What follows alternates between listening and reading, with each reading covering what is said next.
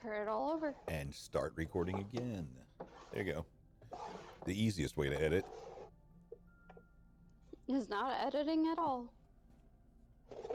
Then let's see. And I go to my desktop. And I'll take that and put it in the recycle bin. And don't have to think about it ever again. It was just us metagaming anyway. All right, so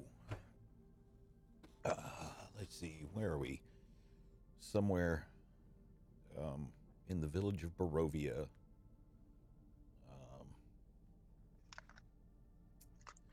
See, when last we left our adventurers, let's see, you had finished up at the Blood on the Vine, made your way to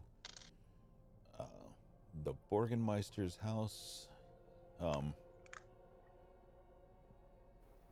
You had met Ismark and Irina, and found that the Burgomaster has actually passed, and see, and because of the strange goings on and Irina's past with Strahd, no one was willing to help get the Burgomaster to the local church for a proper burial. You had already previously agreed to escort Irina to a safe place somewhere in the village of Valaki. But before she would leave to go anywhere, she would see her father safely and peacefully laid to rest. So, to get on with your task at hand of escorting Irina, you first decided that you would complete the task of taking the Burgomeister's remains to the local church, where he could finally, once and for all, be laid to rest. You arrived at the church to find it in complete disarray. Pews shattered, large gaping holes in the roof, and a priest kneeling before the altar, praying feverishly, looking as if he hadn't slept in days. It took a moment to kind of snap him from his phased condition, but he did at last agree to go ahead and get the body into sanctified ground. So, but you still heard a strange calling from below the church, cries, pleas for help, and cries of Father, why have you left me down here? Father, I'm starving. Please, Father, come help me. And let's see, you decided to go investigate, but you would be damned if you would be the first one down those stairs. Your suspicions, you became incredibly suspicious of this priest, demanding that he go down the stairs first. And at last, when being faced down by a very angry priest of Pelor, and the consequences he might face should he not seem to resign himself to his fate, as he saw no way forward and took a step back, and you heard him tumble, down the stairs, and with a small crack and a quick gasp, you heard nothing else from the priest. Only the sound of the wind moving through this badly dilapidated church. What would you guys like to do as you stand before this open trap door, the chains off that had sealed it so? What are you doing? I look at Liliana. I give her a big old thumbs up. Liliana, what have you done? I'm just down at the just a bit in dis. That wasn't supposed to happen.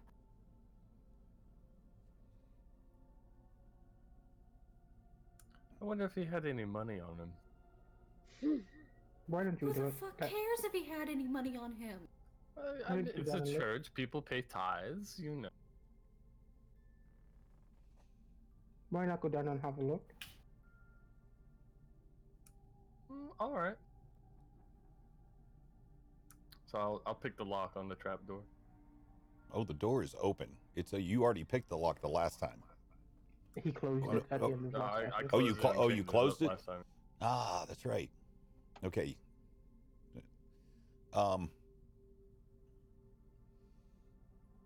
Okay, the lock is not on the door, on the trap door itself. It was on the chain. There was a heavy chain and padlock across it.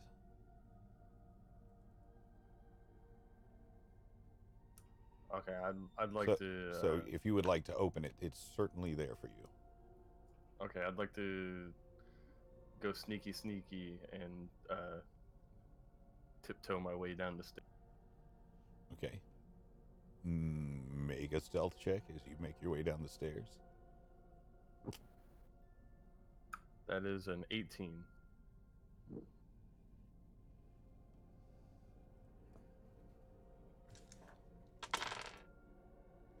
Okay, so making your way down the stairs. Actually, I want to go with him. Okay, you're gonna head down with him. Stealthily as well, right?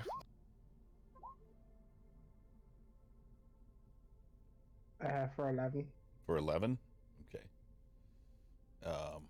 What's the vision on each of you? I have dark vision. Dark vision.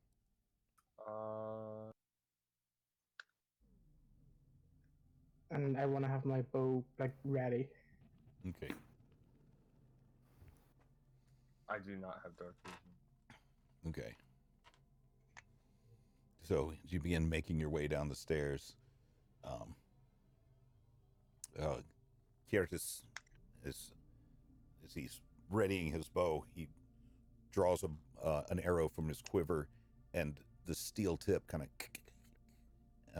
clacks across the stone wall as you're making your way down the stairs. And Ridrick, as you're moving so quietly, almost dead silent, you cast a look back over your shoulder, and Kiertis is kind of flinches for a moment. His body locks up from the momentary noise, and you can hear the string as it draws taut. Kier, just make a quick perception check.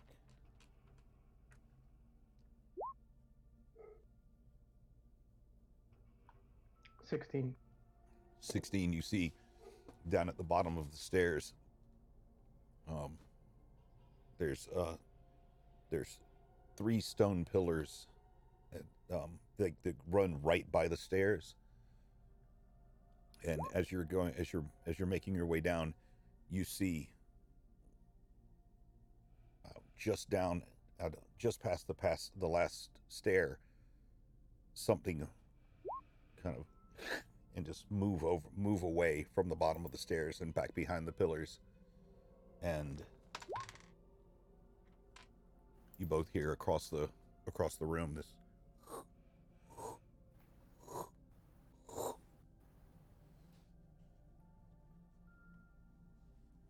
sound of something scraping across the floor. Do I see the body of the priest? No, strangely enough, you do not. Liliana, Persephone, we might need your help down here. Something has taken the priest's body. How about the two Liliana- of you get the fuck out of there now? I start walking down the stairs. I'd like to move forward a little bit and just kind of hug this wall. Okay, so backing up against the wall, you make your way further down. I'm gonna very slowly make my way down after Persephone.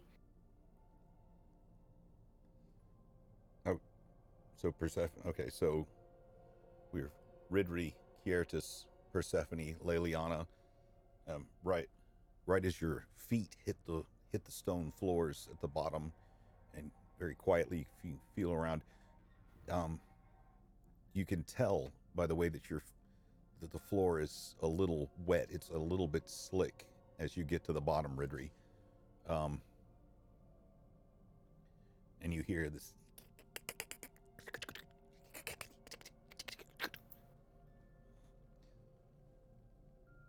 As you peer into the darkness, still nothing, but you hear again this.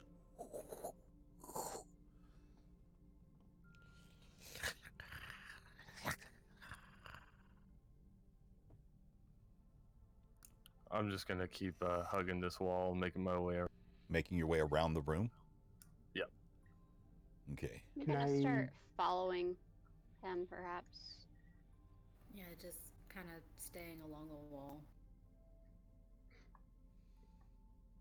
Can I do a perception check to see if I can tell what direction the sounds are coming from? If you're going, what are you trying to do now? To try and tell what's the sounds, what direction the sounds are coming from. Okay. Make a perception check. With And that was a 6. Okay.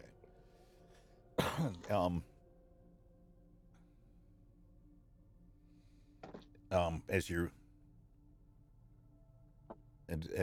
stop and peer into the darkness, and trying to figure out where these sounds are coming from, it seems as though the sound of something dragging across the floor against this stone floor is just echoing, kind of. It just sounds like it's all around you, and all of a sudden, out of the darkness,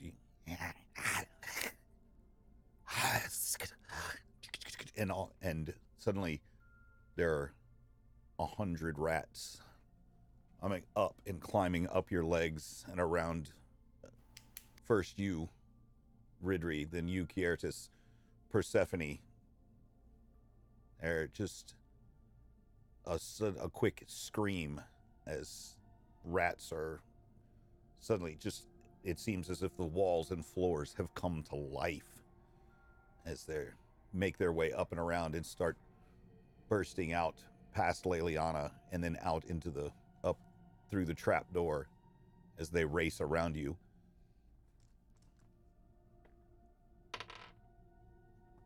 I'm gonna start going back. And so you're going to try to go back up the stairs? I'm gonna go back towards the stairs, Okay, maybe, so- and right here. Okay. Not quite leaving, but like keeping my exit open. Okay. So Yeah, I didn't move from the bottom of the stairs. So. I want to shoot a sacred flame. I got daggers. I'm slashing at rats. But they're related to skeevers. How dare you? You have a puppy in your bag. Also skeevers. okay. And wolves. This is true. So you're going to attack the rats? Yes. Okay. All right then. That was quick. Everybody roll initiative. Damn. Okay. I got 19. 8. 10. 15. 10, 8.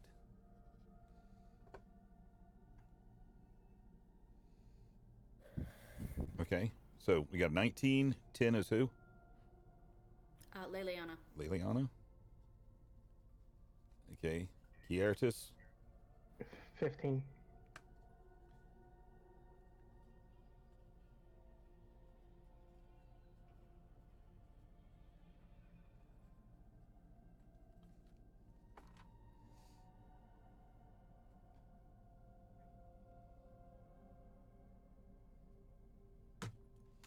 Okay. Up first. Up first. The rats.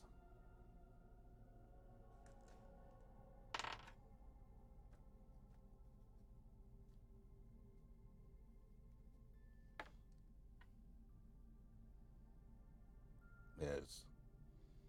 All right. Let's. Ooh, this is gonna be bad. So.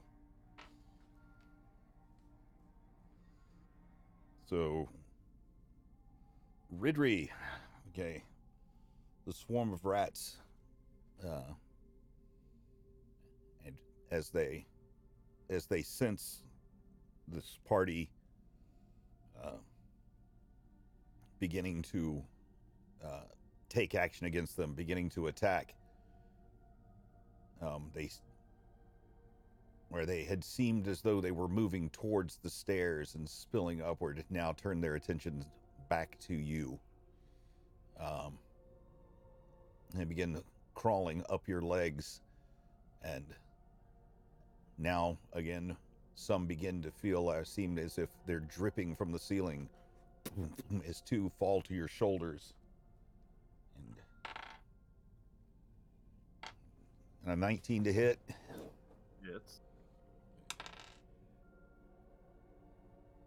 For 5 points of damage as teeth sink into your neck and shoulder.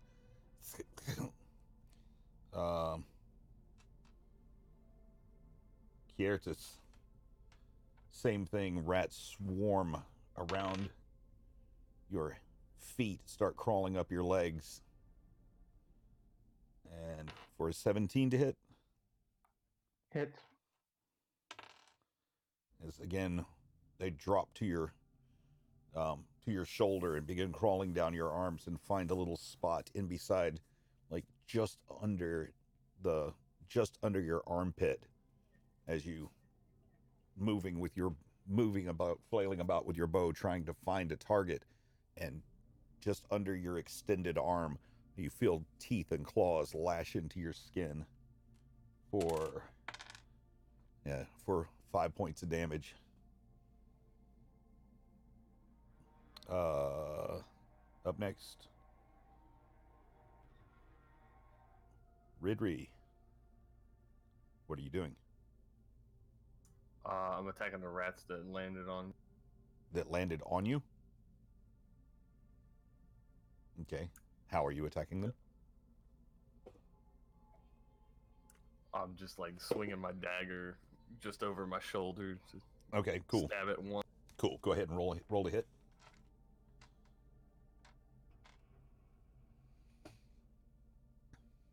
That is 22. 22? Okay, Yes. that definitely hits. Roll that damage.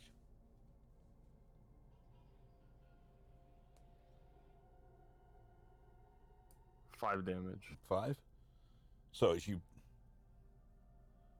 raise your dagger up and just raking it across your shoulder where you had just felt teeth and claws gouge into your neck, and you take the tip, the blade of the dagger, and kind of rake it down your arm, you hear this and Gertis, actually you can feel rats, like you can feel it make contact with something, but it's dark down here and your vision is very, very impaired. But Kiartis, you are within sight of him. You can actually see what's going on in front of you, but just you notice that as the rats go flying off of Ridri, it's it appears as if they almost turn to vapor. And you don't see rat bodies hit the floor. Kiartis, what are you doing? I Have I tried wasn't. something? I wasn't. Oh, done you're with you're still working on your tag? Okay, what are you doing next? Yeah. I'm going to take a cunning action as a bonus action and dash for the stairs. Okay.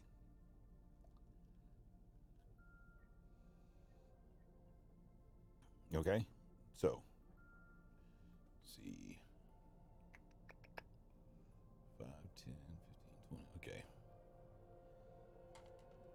Okay, make a quick dex check for me. I mean, you've got a pretty high dex, so, but I just want to make sure that. That is 14. Okay, that's enough. It trips you up and slows you up a little bit, but you're able to make it back towards. It's very clearly. You can see very clearly the light coming from beyond the trapdoor, as you are able to make it back to and halfway up the stairs. But it seems as if the floor is just swarming now. I'm gonna look at Liliana and be like, "You gotta light this place up." And Okay. that's my turn. Okay, Kiartis, what are you doing? I'm going to use my bonus action to cast Cast what? Hail of Thorns. Okay, on. Myself, it makes my next ranged weapon attack. Gotcha. Cool. It hits everything within 5 feet of my target. Cool. And then I want to attack. Like, is there rats in front, like, of Liliana? Oh, they're everywhere. Okay, I want to attack like 10 feet, like far enough that my spell won't hit her, but Okay. attack the rats in front of her. Okay. And attack with my bow. Okay, go ahead and roll to hit.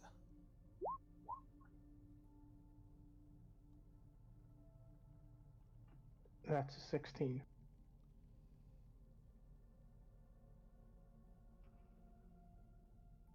That's 16.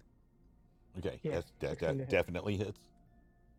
And then the rats have to make a dex save of 12, or every rat within 5 feet gets hit by the Hail of Thorns. For one. For what now?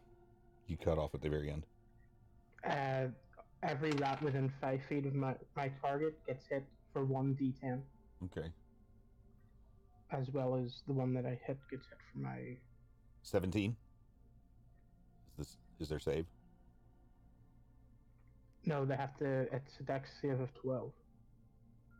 Yeah, I'm saying they rolled a 17. Oh, did they? Okay, so they saved that. And the one I did hit takes 6 damage. 6 damage. Again, as your arrow, and it seems to just fly straight through, and there's a and a puff as it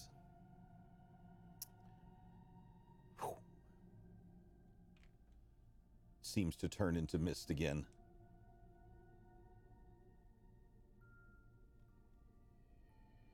If I say anything that doesn't count as an action, does it? No, you can speak as a free action.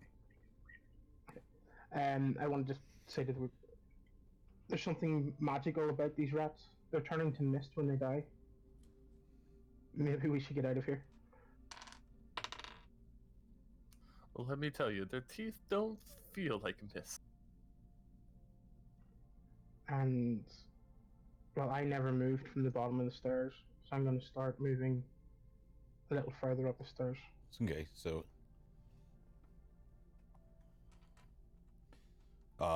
okay. Where are you, Liliana? Where are you?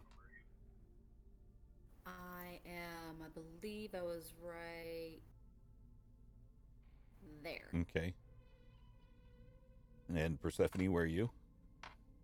I said I was approaching the stairs as well because I backpedaled. Okay, so, but I don't know. you're like at the bottom of the stairs. Yes. Okay, perfect. And I want to move up to about Okay, there. okay. So you hear.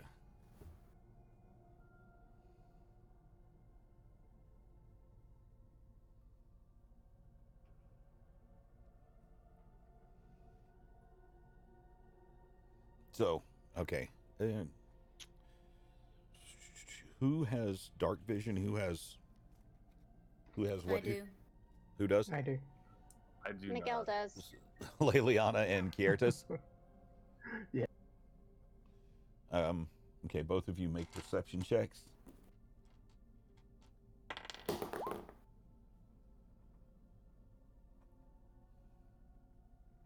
$17. Okay. 17.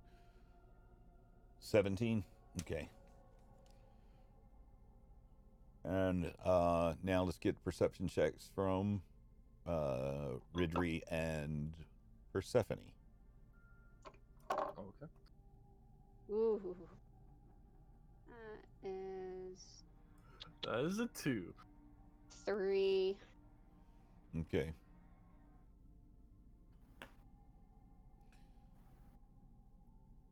So the two that have dark vision see and hear something moving across the ceiling. You hear this moving rapidly towards the entrance that you can see lit by the light coming from the upstairs through the broken roof of this church. And for a quick second, you see it, something move in front and block the light.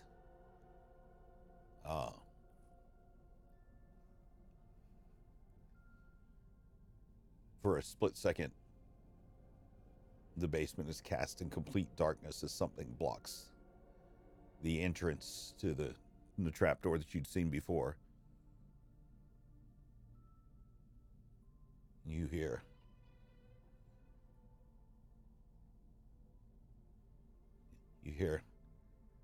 I can smell your blood. I'm so hungry. You know, Grandma's right down the road. She makes lovely pies. Yes. Go see Granny. If I'm looking, you said it was right where the trapdoor was? Yes. So he's right next to me. Yes. Okay. He moved past you across the ceiling. You saw something And- dark move across the ceiling and And cut the- and The rats are still attacking, or have they? well, no, that dissipated? was his turn. It's not the rat's turn again. We are now.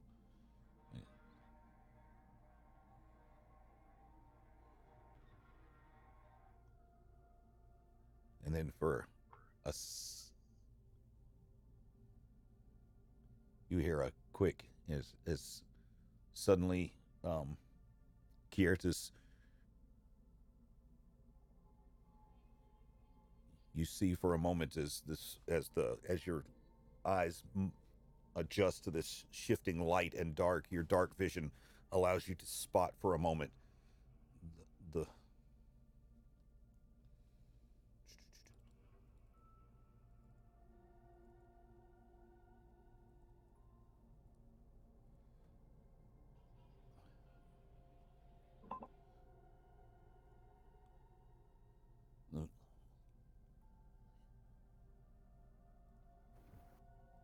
Did you see that? Yeah, we Yep. see that. Okay. Just a note, should we also see that in a circle in the corner of this crypt? No, you shouldn't, but We do. yeah, I don't know why it's showing you that. I haven't been able to figure it out, but that's what you see. Can you The move fate- it? That's his token. Can Huh? you move it?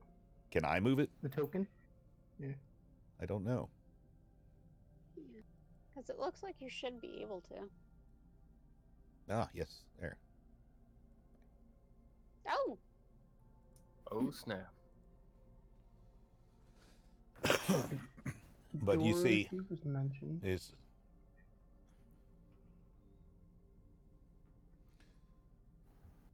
but then you see you see the eyes go from one, and then it looks like for a moment this face looks through you, past you, and then it scans. It says, "Master knows you're here. I his spies are everywhere, and you will not leave alive." And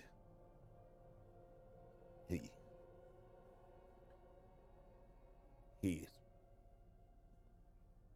reaches up and grabs the. You hear a bam, and as he reaches over and grabs the trapdoor and slams it shut, and you hear a as the rats begin making their way up to the top of the stairs, and they're piling all around you.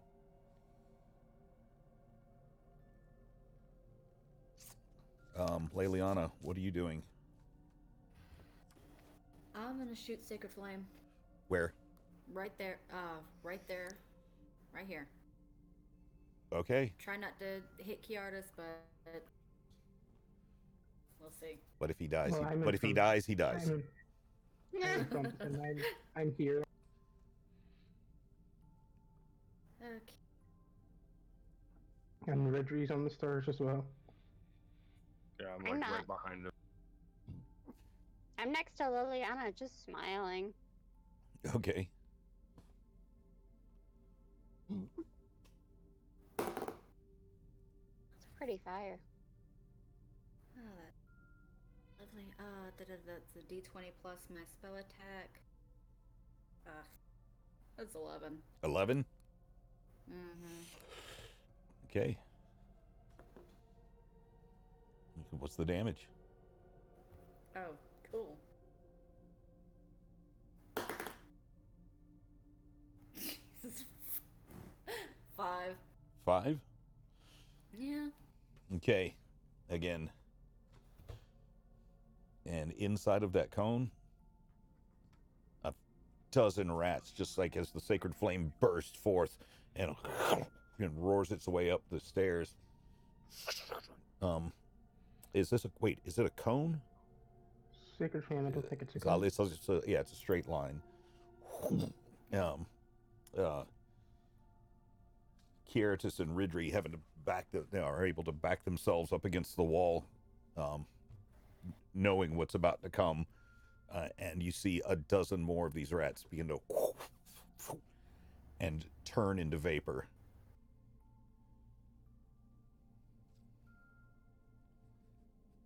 Okay. Persephone, what are you doing? How many more rats are left behind? There's still dozens all over. I mean, they're... Okay, so before I make my attack, and I know that they've been dissipating, yes? Mm-hmm. Would I know if that's because that might be polymorph? Make an Arcana check. That is 19. Yeah, this is the rats that are all around you are pretty certain that this is the result of a creature polymorphed into a swarm of rats.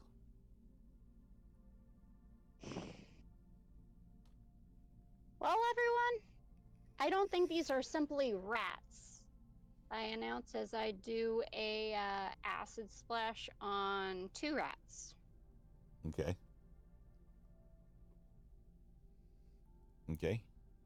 So your acid splash. What they have to make a dex save, right? Or what is the save for an acid splash? let me look. Bam. Acid splash. Casting time, range, component classes. Dexterity saving throw or take 1d6 acid damage. Ooh, and that would be a 2 on the deck save. All right, so I roll a 1d6. Uh-huh. That is a 5. 5.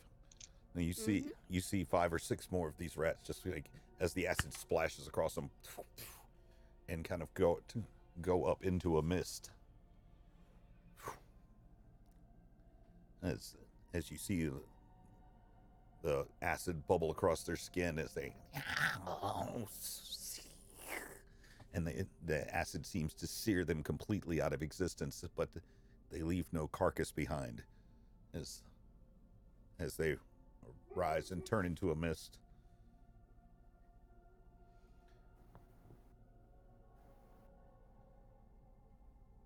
And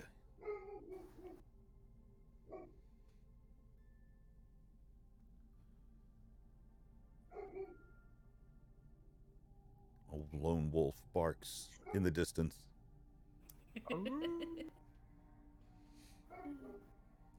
Perhaps a hound.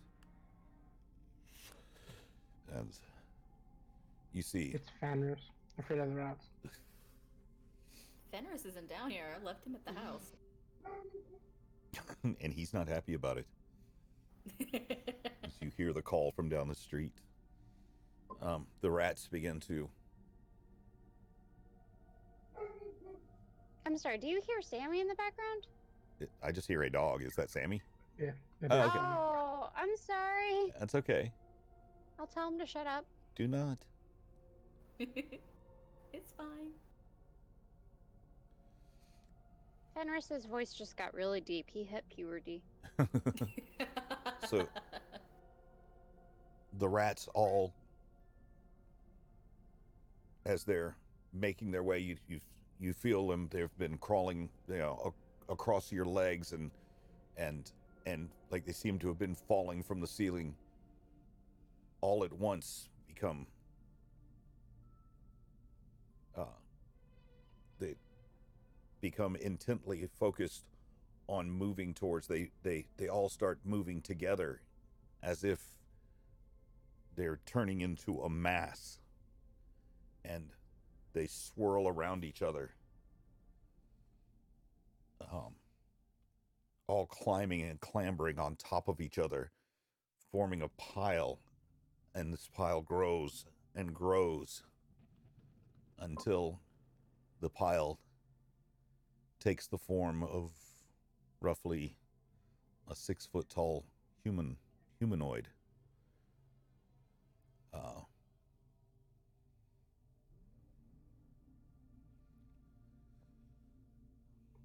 Where did the token disappear to? I assume he ran away. We don't know where he is. And a large mouth opens up in this mass of rats that are creating this face. And you hear this. It sounds like 20, 30, 50 voices crying out at once.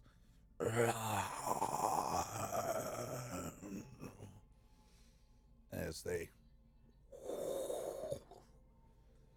again drop to the ground and appear to turn into a mist, the mist swirling around your legs, up the stairs, and around the edges of the trap door.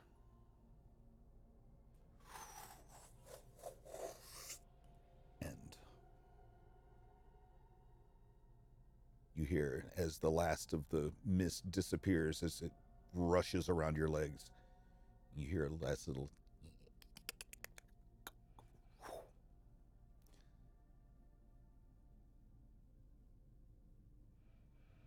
Ridri. I'd like to call out, young man. Young man. What is your name? What is your name? What is your name? I'd like to offer you a solution to this violence. Violence, violence, violence, violence. You hear your own voice echoing through this cavernous stone space as you yell it out. I say, if you let us leave here unscathed, and perhaps tell us a bit of what happened to you, I will feed you my... You'll feed him your what? I will let him feast upon my blood, but not fate. If it would bring him to his senses a bit. You never offered that to me. You never asked, or even mentioned drinking blood. Touche.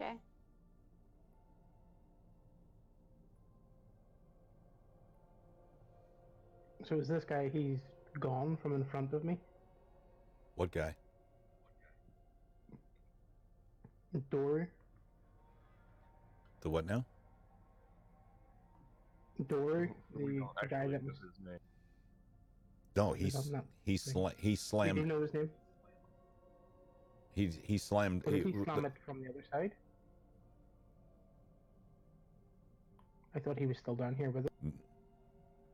Did you? Yeah. Yeah. So No, I thought So- he locked us in. yeah, he's what you saw a creature that slammed the door, and then you saw the rats turn into mist. It looked like they swarmed around each other and made the shape of a human, and then that turned into a mist, and the mist went up the stairway and out around the edges of the trapdoor where there is a little bit of light shining through. And Ridri is now calling out, saying that he's offering an end to this, Okay. and he'll offer safe passage. Okay. You hear, let's see, you hear from the other side of the door, from the other side of the trap doors.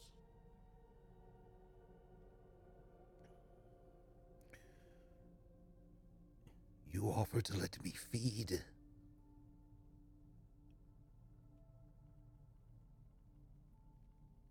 Would that calm you enough to allow us to talk to you?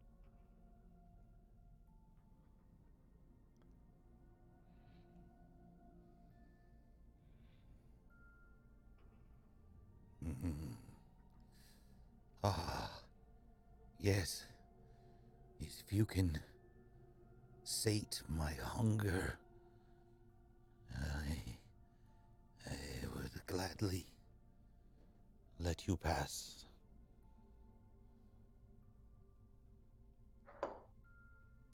Okay. I'm going to tell him. Just know that the moment you get out of hand or try to take me wholly, my companions will put an end to you. We are putting trust in you. Yes, yes. You can trust me. Should I not be hungry?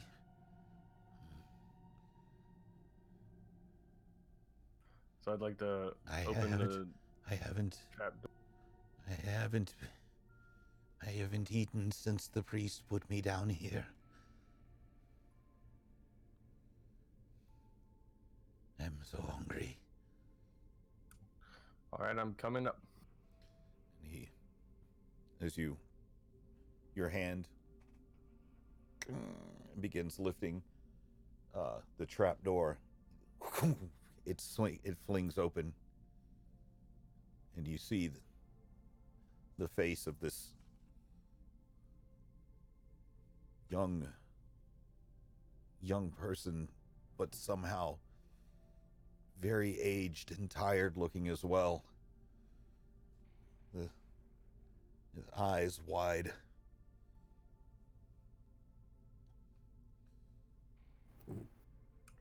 I look at him and say, "Well, you kind of got to get on my level for this. If you want to like get on your knees."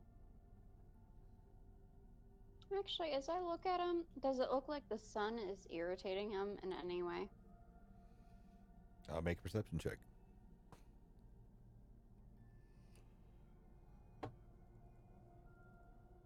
Kind of downstairs eating. Can someone roll for me?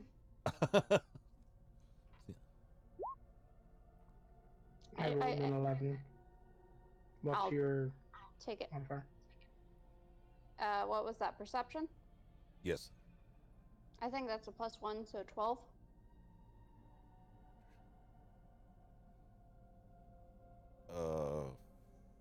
For Persephone? No. Yeah, perception's +1. Yeah, so 12. From where you're standing behind the others, you can't quite see if the sunlight is hitting him or not. I'm gonna nudge Liliana then, and like make motions up towards the strange person. Yeah, are we still in initiative, by the way? Are you going to attack him? I I thought you were in negotiations. Yeah, Yeah. only attack if we have to. That's what Ridry said. Like if he does something. Like Okay. if he tries to drain Ridry completely. Okay. Okay, then I want to start climbing out as well into the room upstairs.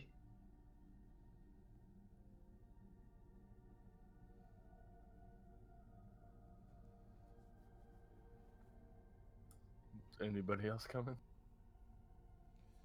I thought he came back down to the thing. No, he just opened the door. No, He just I opened. came out to him. Okay. Then I guess, yeah, I'll go upstairs. As will I.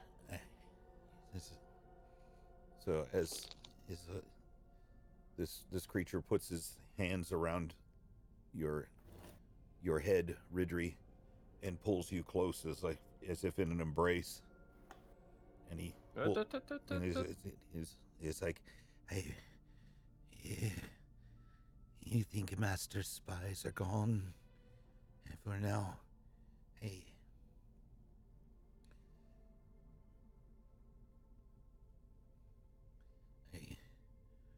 Listen, I'll let you get a meal. I was sent here. I was sent here by Strahd to break the mind of the holy man, but he threw me down here. I haven't eaten in so long. I would say you still succeeded. And, well,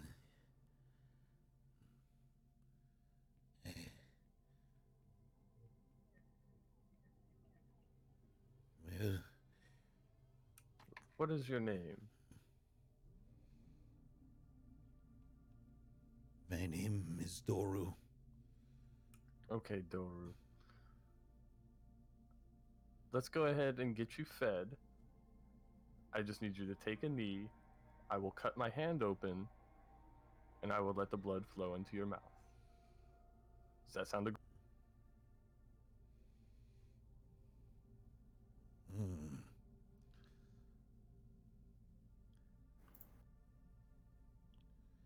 It's best if the blood is closer to the heart.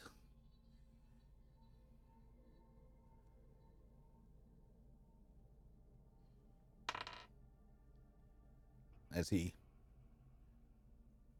grabs you by the hair and lifts you from the armpit and bites down on your shoulder, just beneath your neck, and you feel the pain pierce through your shoulder, and you begin feeling the blood as he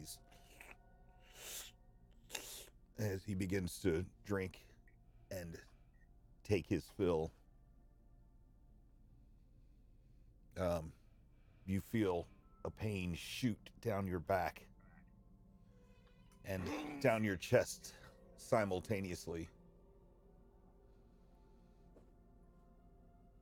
Do I get the sense that he's trying to turn me into a empty? as you take 5 points of piercing damage and 11 points of necrotic damage. Oh shit. Guiding I'm bolt, down. second level. Oh, I'm down. Yeah, I'm gonna attack with the arrow. You're going to attack I'm what now? casting guiding bolts. I'm casting guiding bolt, second level. I'm watching. Guiding bolt? Mm-hmm.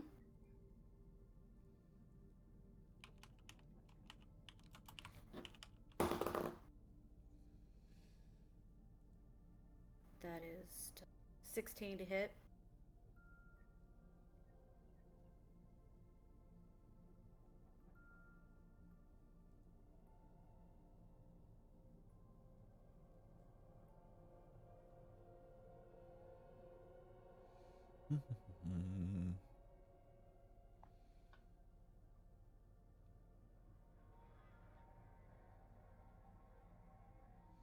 See.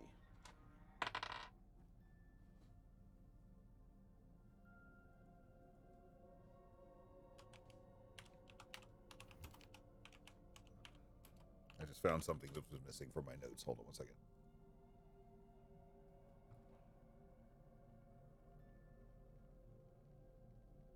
Okay, yep, that hits.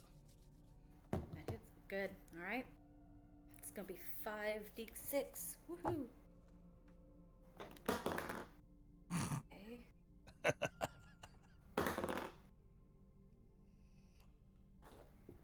Oh, shit. Sounds like some heavy ass D6. Yes, it does. No, that fell on the floor. That counts, though.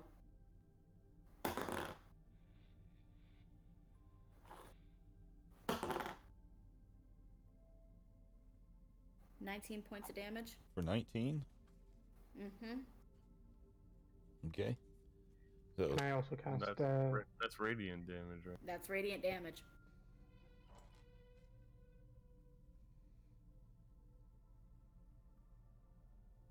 okay. Okay, so again, the energy springs forth and hits him, lights him up briefly.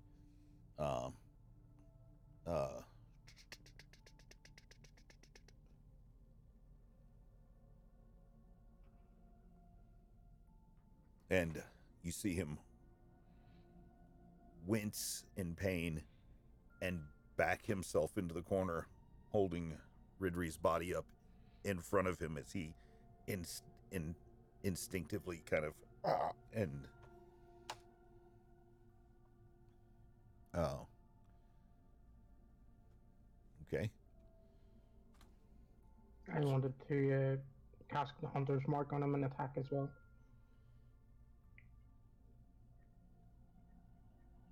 Okay, go ahead.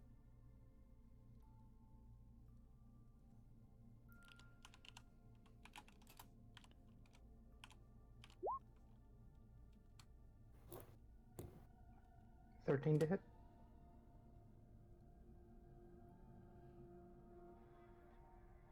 Actually, I have advantage because of guiding bolt. Yeah, it's a good thing too. Not 20. Ooh. All right. Woohoo! So Okay. 27 to hit. 27 hits. And you will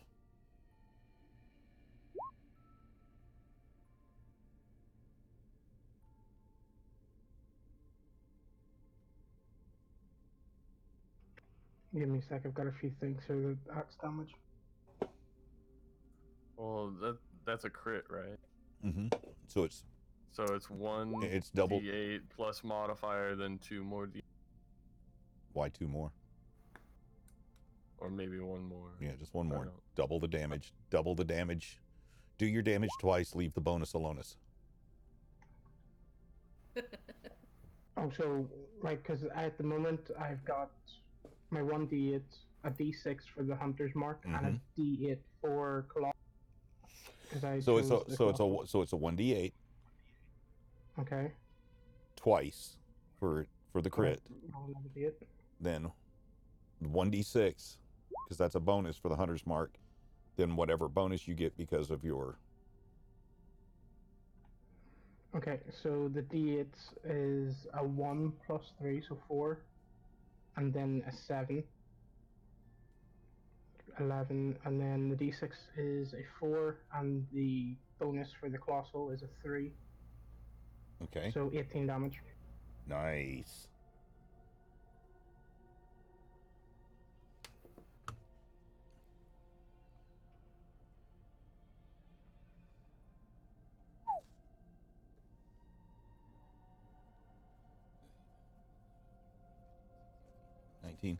Okay. Persephone. What do you want to do? Nothing? I kind of want to see how everything just unfolds naturally.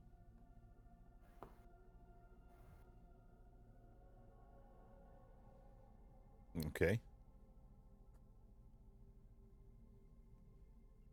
Is this as an initiative now? We're in initiative right now. I've got the initiative in order in front of me. Leliana, Kertis, Persephone.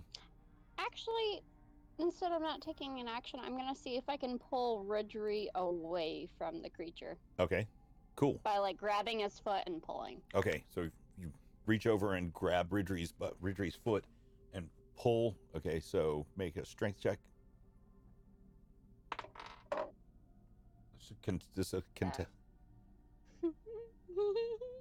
That's a 5. Well, you're in luck because he rolled a 4, including it. That's including his strength bonus. So because of the radiant damage that had just flashed through his body, he kind of lost his grip on Ridgery for a second, and you're able to grab Ridgery's limp form out of this creature's clutches and yank him back, and the teeth just came flying off of him, and you see like his blood-soaked mouth and Ridgery's neck, and where the 2 puncture wounds are, where he's covered with blood, as his lifeless form goes and lands on the floor next to you. You're able to snatch him out of the clutches of this creature. Hi, Ridgery. How you doing? How you feeling? Nothing. No response. Bonus action, movement. I pull him farther away. Okay, so you're able to drag him almost clear across the room. Okay. So, yes, well, your movement is cut in half. You're actually able to get just outside the door. Okay. Okay. So now the creature, its eyes burning with rage. You see what looks like to be a bit of his health come back. He's like a little bit of his vitality restored as he looks at the source of the this radiant damage, where it just came and smashed into his side, as he and goes forward to Leliana, what appears to be the most immediate threat to him, and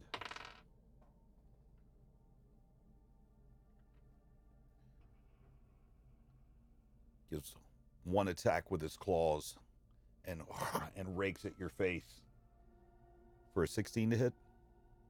That hits. Okay. And does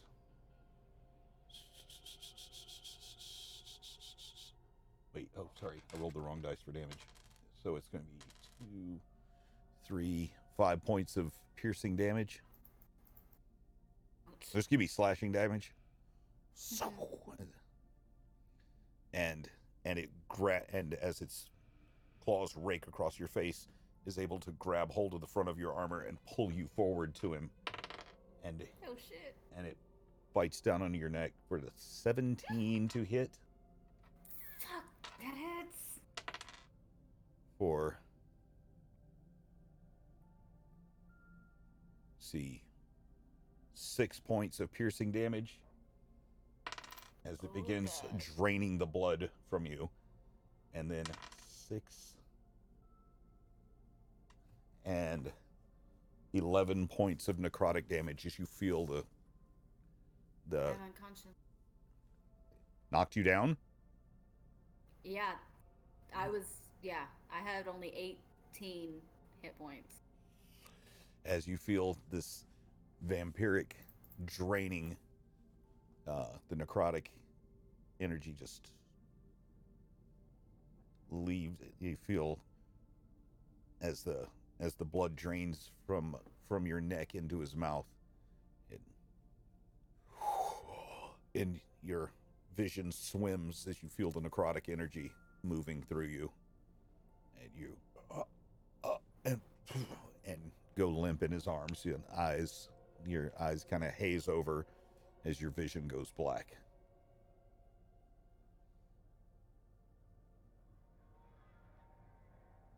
Kiertis, what are you doing? I'm gonna move around so I'm standing behind him Okay. and shoot him in the back so that I don't accidentally shoot Liliana. Okay, cool. For 25 to hit. That is.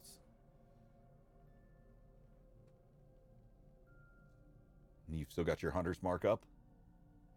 Yeah.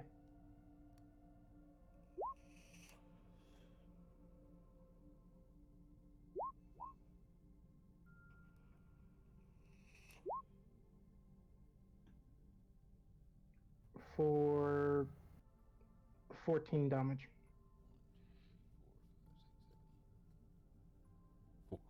Okay. Because the Colossal, it's once per turn. It's what now? What was that? The Colossal bonus that I get, it's once per turn. Mm-hmm. So 14 damage. Okay. Okay. That's the end of your turn. Are you moving? Bonus action? Anything else? No, that's the end of my turn. Okay. End of your turn. Okay. Persephone, what are you doing? Oh, So- I need to make death saves. Oh, don't I? that's right. You need to make a death save. You're down. Okay. 14. Success. Okay. All right. Persephone, what are you doing here now that you have dragged Ridri out of the room? So he's clarified that he works with Strom, yes? That Strom is his master? Yes, that's what he told you. So I'm going to leave Ridri on the grass, go back to the door frame, and yell down that Strahd has welcomed us to these lands, and I would like him, as a group, we would like him to deliver the message that we will find him.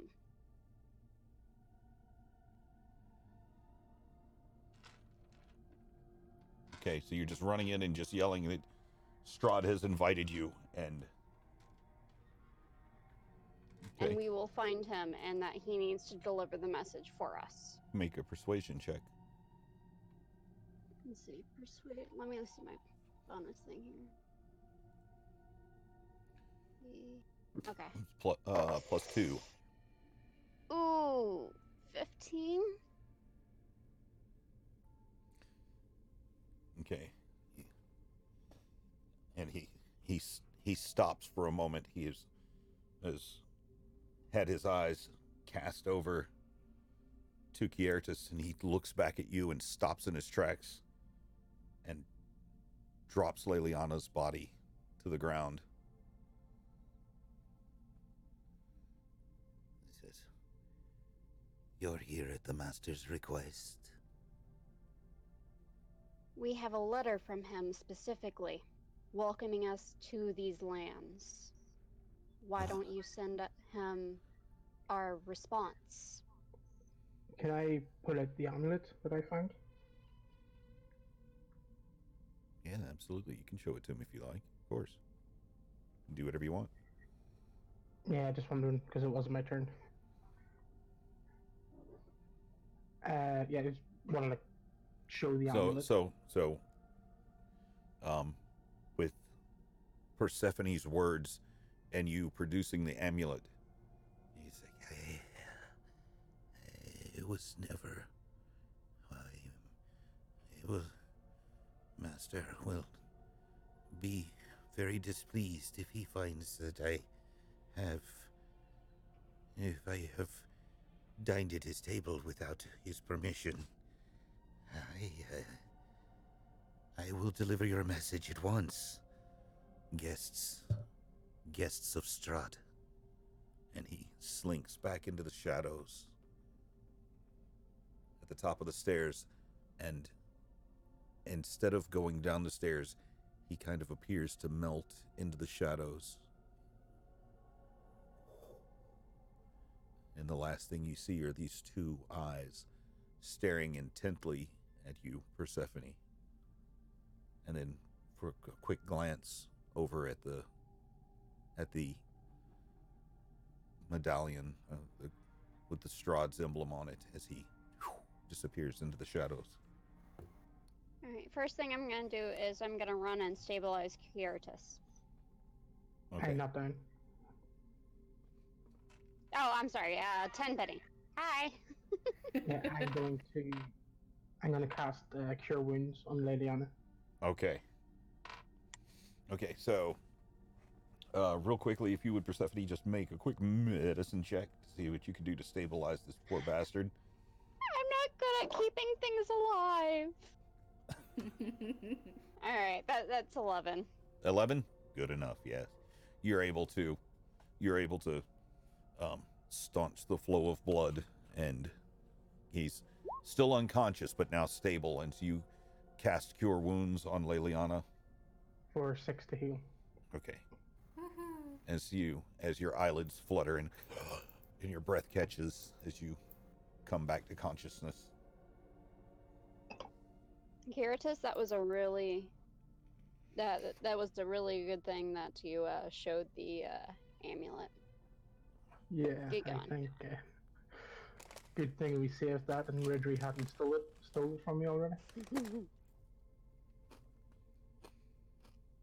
What now would you like to do? I'm just laying there for a moment, like, fuck. Catching your I breath. want to move.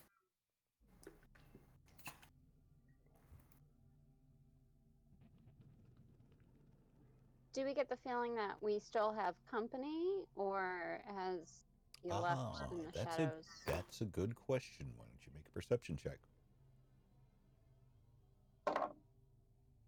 Ooh, that is a 12. A 12? Yes.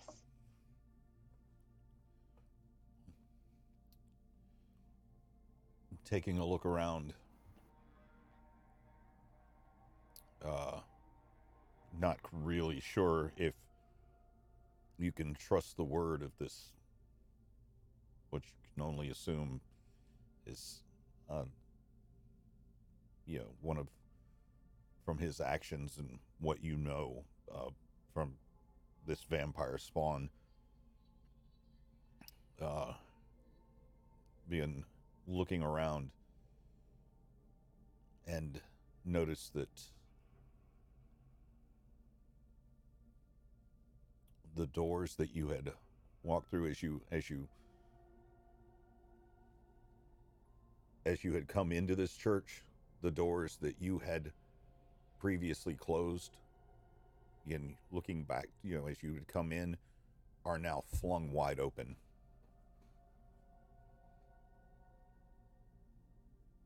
Do we see any evidence in the room that he's lived here? Is there a coffin floating around? Any personal items? In this room? Yes.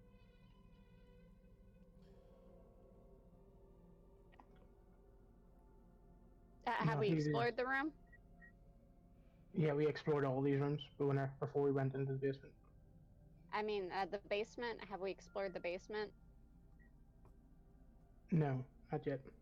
Very briefly, it was full of rats. And a vampire. So that's what I meant. And this basement is there anything notable, or is it just In the room an that you're empty in now? basement? In the basement, yes. In the basement? Yeah, I mean, would you like to go back down there and take a look? I would. I want to take the padlock as well. Oh, so you're gonna I'm grab just the like, padlock pocket off the chain? Yeah, and just pocket it. I'm gonna use it later for asking Ridley to teach me how to use that lockpick that I picked up. I'm just gonna look over at Ridry and say, "Told you we should have just left." I'm still unconscious. Ridgely's still unconscious. He's on the floor out. Oh, Yeah, he hasn't been... I'm gonna give him a piggyback ride. okay. Then I'll go over to Ridry very slowly and cast Cure Wounds at. I'll cast first level. Okay. First level Cure Wounds. Did you heal yourself, or mine was to heal you? Yeah. Heal you for 6. Yeah. I got healed back up at 16. So, fuck. That is 5. 5? Okay, that's okay. 5. Mhm. That's enough. That does bring him back to consciousness. You feel. And as he wakes up, I'm just gonna look at him. I told you we should have fucking left. Oh, just revive him so you can rub his nose in it. Great. Yeah. and then I'm gonna hand him. I have in my pack. I have 4 healing potions. I'm gonna hand him 1. Okay, I'm gonna go ahead and chug. Okay. It doesn't say what healing potion, what if they were regular or not. Are they regular? Yeah, they're just like 1d4 for healing. 1d4. Okay. I'm just gonna go into the basement with Persephone and have a look around. Okay. Regular healing potions 1d4 plus 2, right?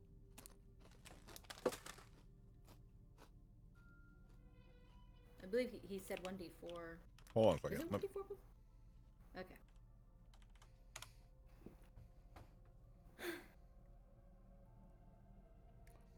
Oh, excuse me. No. This is 2d4 plus 2. Sorry. 2d4 plus 2. Okay. Yes. Okay, so I got 8 out of that. Cool. Yes. And then I'm just gonna lay on the floor while they go search the basement.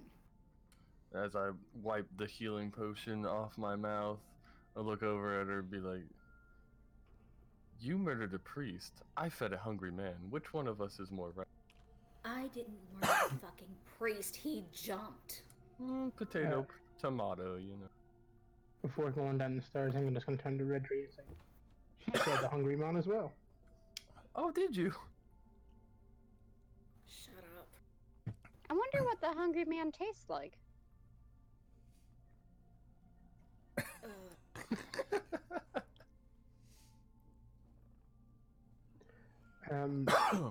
Oh my God. Are we sure that he's left, by the way? That's Because my hunter's mark's still on him.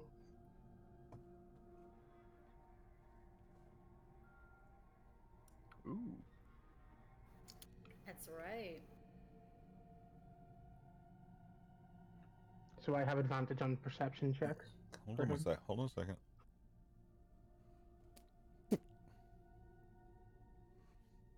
You choose a creature you can see within range and mystically mark it as your quarry. Which I've already done. Okay.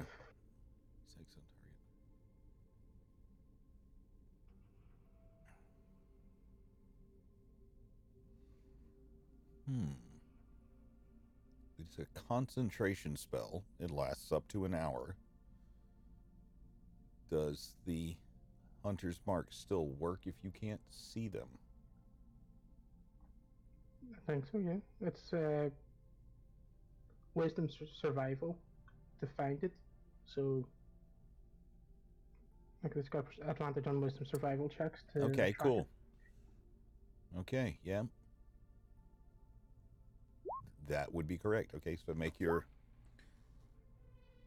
Ooh. That's good. 19. 19. As you're looking around this shadowy room and you look up at what little light is coming through the holes in the ceiling because of the overcast skies that seem so overbearing and predominant here, and have been since you got here. You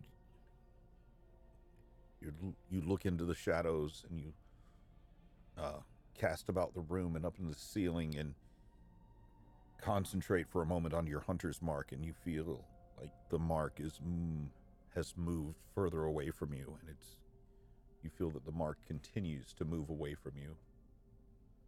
Something somewhere to the north and slightly west. Do we want to follow this mark? Not right now. We know where he's going to Strahd. We already know where Strahd is. Oh, we do? Okay. Yeah, we've been told where Strahd is. I just want to turn to the group and say, I don't sense him in the area. I sense him moving northwest. He seems to be going towards Strahd.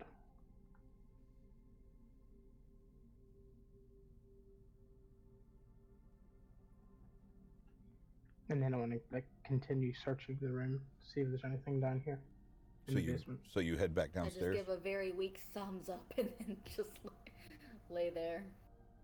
Yeah, I'm gonna look through the basement as well and see if there are any personal items of value. Or I'm just any items of comparing value. neck holes with Lily on.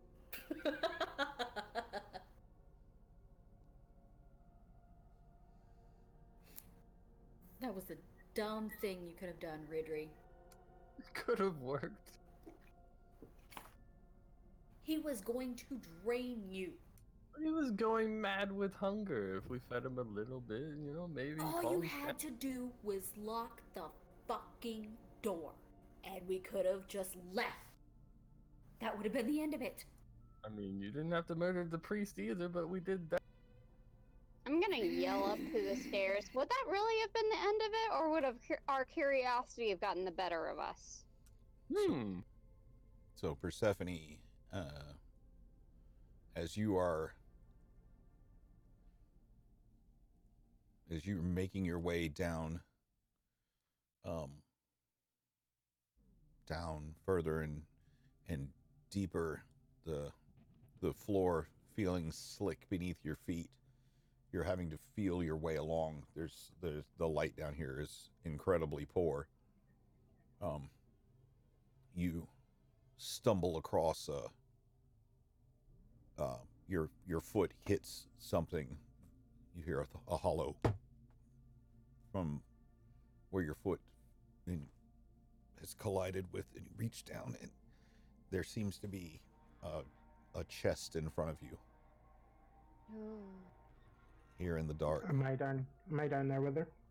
Yes. You can see her like bumbling and feeling her way through the dark. She's having a hard time seeing anything. I want to light up a torch. I can see. Yes, you see in front of you a moldy old chest with a curved top and iron banding around it. There looks to be a place for a padlock, but there is no lock on it that you can see. Hey, Ridry, are your trap senses going off? I found a chest down here. Can I check for traps? I'll groan and get up and hobble my way down. Okay. Ridry, sit back down. I'll search it. Okay, I'll just sit on the stairs. So Kicking your feet. okay, so making your way across the room, go ahead and check for traps. Oh, that's bad. What do you want me to check? With perception? Mm-hmm. That's an 8. 8? Seems fine. Let me know if you need a practice thief, Well, Reggie, if you want to come down and have a look yourself. Oh, no, you got it. I'll go back upstairs.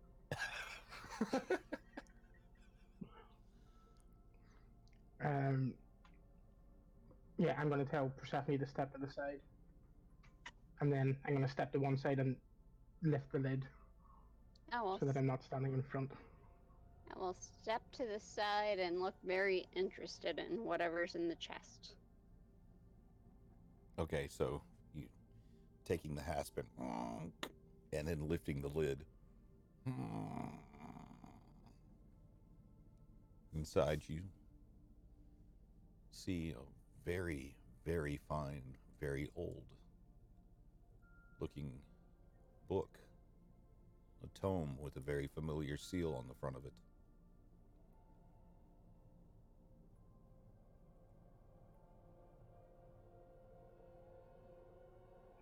Persephone, I think it might be best if you take this.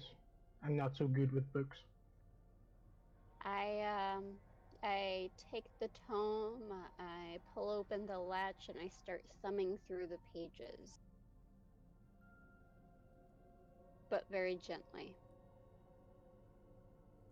And by the candle, by the torchlight, this is what you see.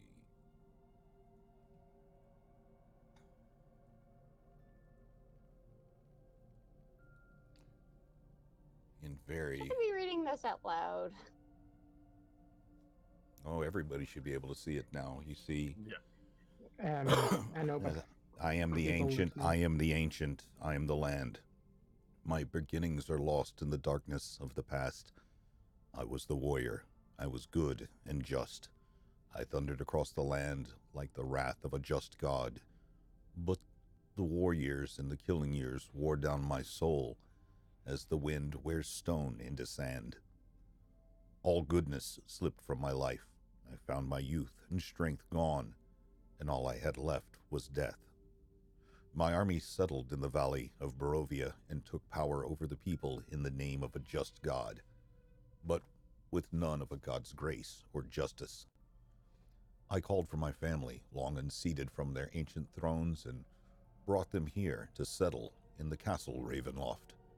They came with a younger brother of mine, Sergei.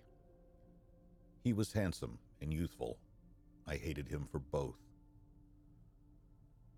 From the families of the valley, one spirit shone above all others, a rare beauty, who was called perfection, joy, and treasure.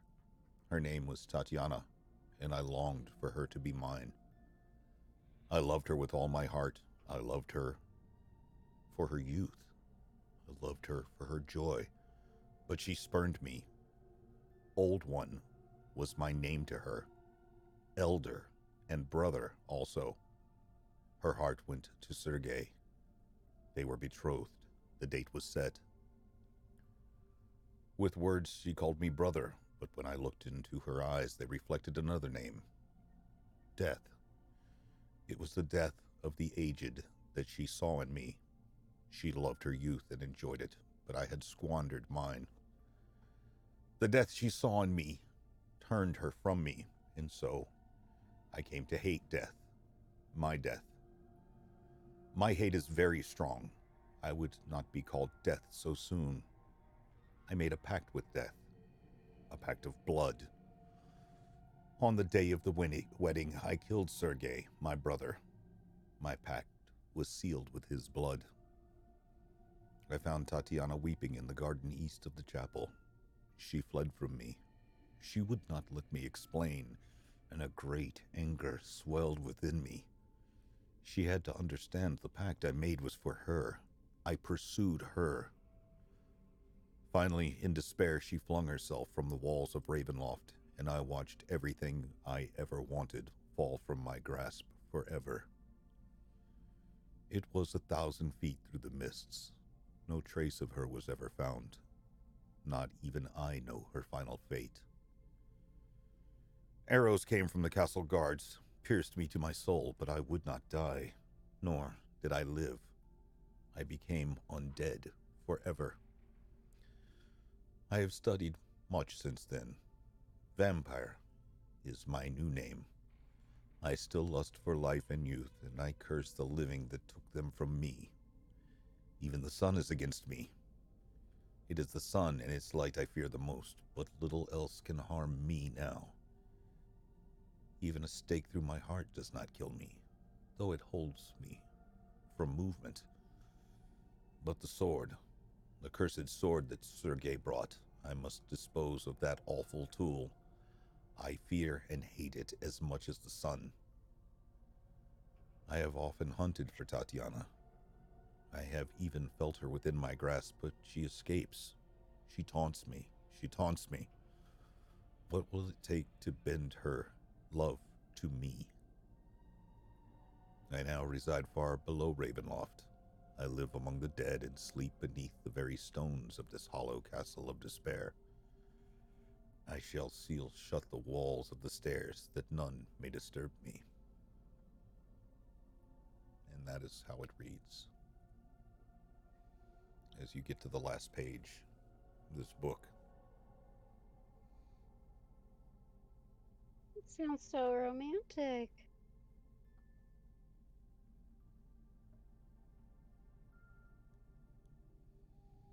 I call down the stairs. Y'all done down there? If we continue moseying about this area, Was there do anything we else in the find vault? anything else?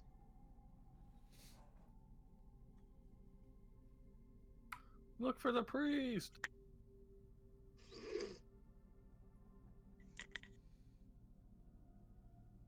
You do, in fact, over in the very, very far corner, find the crumpled body of the priest.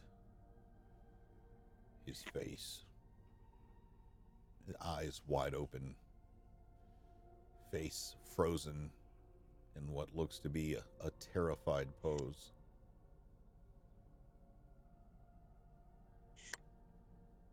What happens if I check his body? Does he have any amulets, scrolls, anything of value? Um,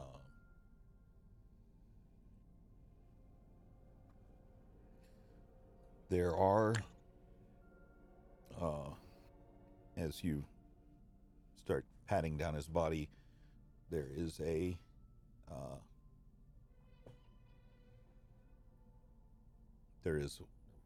there's a holy symbol hanging around his neck.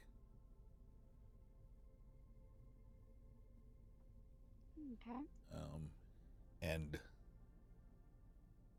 down the length of his legs, you're patting him down, you're like going through his pockets. There's 15 silver in one pocket, and you're patting down the leg of the other one. There's something hard up against his leg.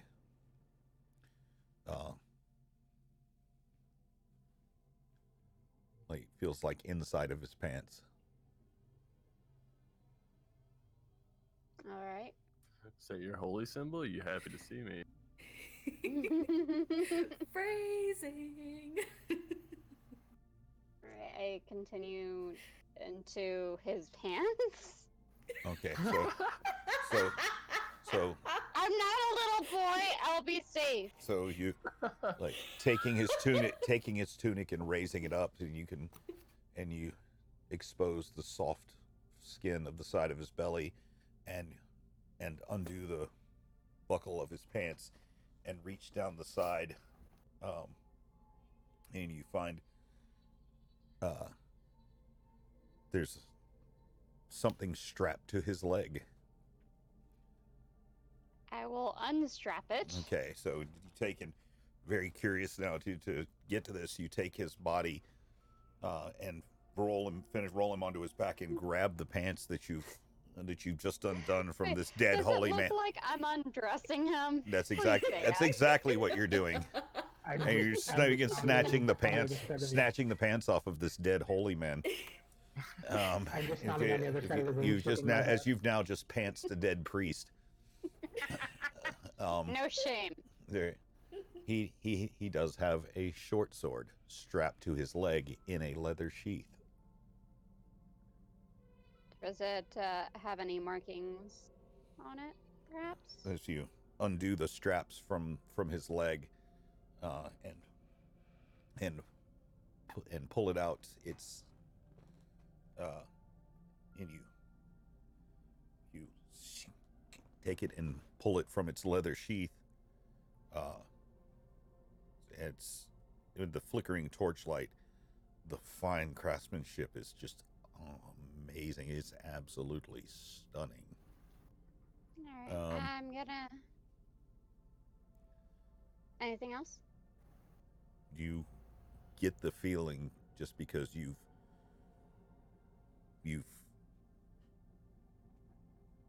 dealt with magic enough, you can feel like some sort of magic radiating off of this. This is probably a magic weapon of some sort. All right. Well, I'm going to turn around. I'm going to give Liliana the magical pendant. Okay. I guess I'll give Curatus the 15 silver. Okay. Thank you. And I'll give Ridri the magical sword/dagger, and I'll tell him that. Okay. For him, it looks, when he's holding it, looks like a longsword, because of his stature. But yes, it is a +1 longsword or +1 short sword. But it's still magical in his hands. Oh yes. Yes, you Okay, can. well, You can. I'll give him the magical long sword for a halfling. And give me, Liliana, you were very surprised to see when Persephone hands you a holy symbol of Pelor. Oh fuck. Before I go back upstairs, is there anything else in the chest, or was it just the book? No. As you make another check of it, there doesn't appear to be anything else in there. Okay, I'm gonna go back upstairs and join everyone else. Okay. Liliana, you looked a little surprised when I gave you the amulet. Are you okay? Well, did not expect him to be a priest of Pelor, I guess. Wait, isn't Pelor your god? Yep. You murdered a man that worshipped your god? I did not murder him! I did not murder him. He jumped to his death. That's worth at least 10 Hail Mary. What's a Hail Mary? Hail Mary, Pelor's daughter, full of grace. Yeah, no such thing. Yeah, this is going to at least require a night of contemplation. Oh. You got some prostrating to do, lady.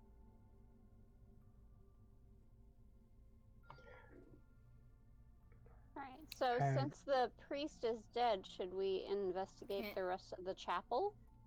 Can we just get out of here? Oh! We need to ensure that the Burgermeister gets buried. The priest obviously can't do it now. Curatus, would you help me with... I'm sorry? Maybe we should bury the priest as well? Yes, we probably should. Okay. So me and Curatus are gonna look for like we're gonna carry the priest up the stairs. I thought the priest was already in the ground. He just needs to have That's the dirt Burgermeister. tossed on him. Yeah, the Burgermeister's That's the around. Burgermeister. Yeah, We're gonna bury the priest. Yeah, the slain priest of Pelor, we're gonna... You're never gonna let this go. Nope. I'm going to make my way to the fucking wagon. I'm just too tired now after that shit. Okay. Yeah, gonna bury the priest. Okay, so it's... And the Burgermeister. Okay, so again, it takes a few minutes. You know, his body is quite limp, and there's still a little bit of warmth to it. But as you drag him back up the stairs, who's got the head? Who's got the feet? Who's grabbing him under the arms? I assume I'll have the feet because that's the lighter portion. Okay, and doesn't require to be off the ground.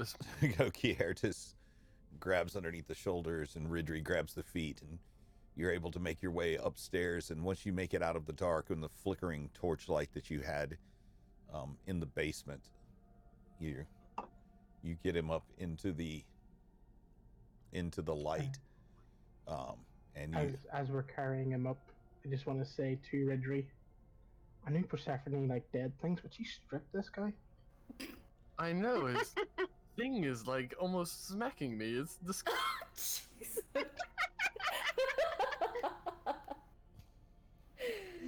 That's terrible. so No respect, I say. I give you guys things and you make fun of me. So you make your way back out of the church, and as you get outside,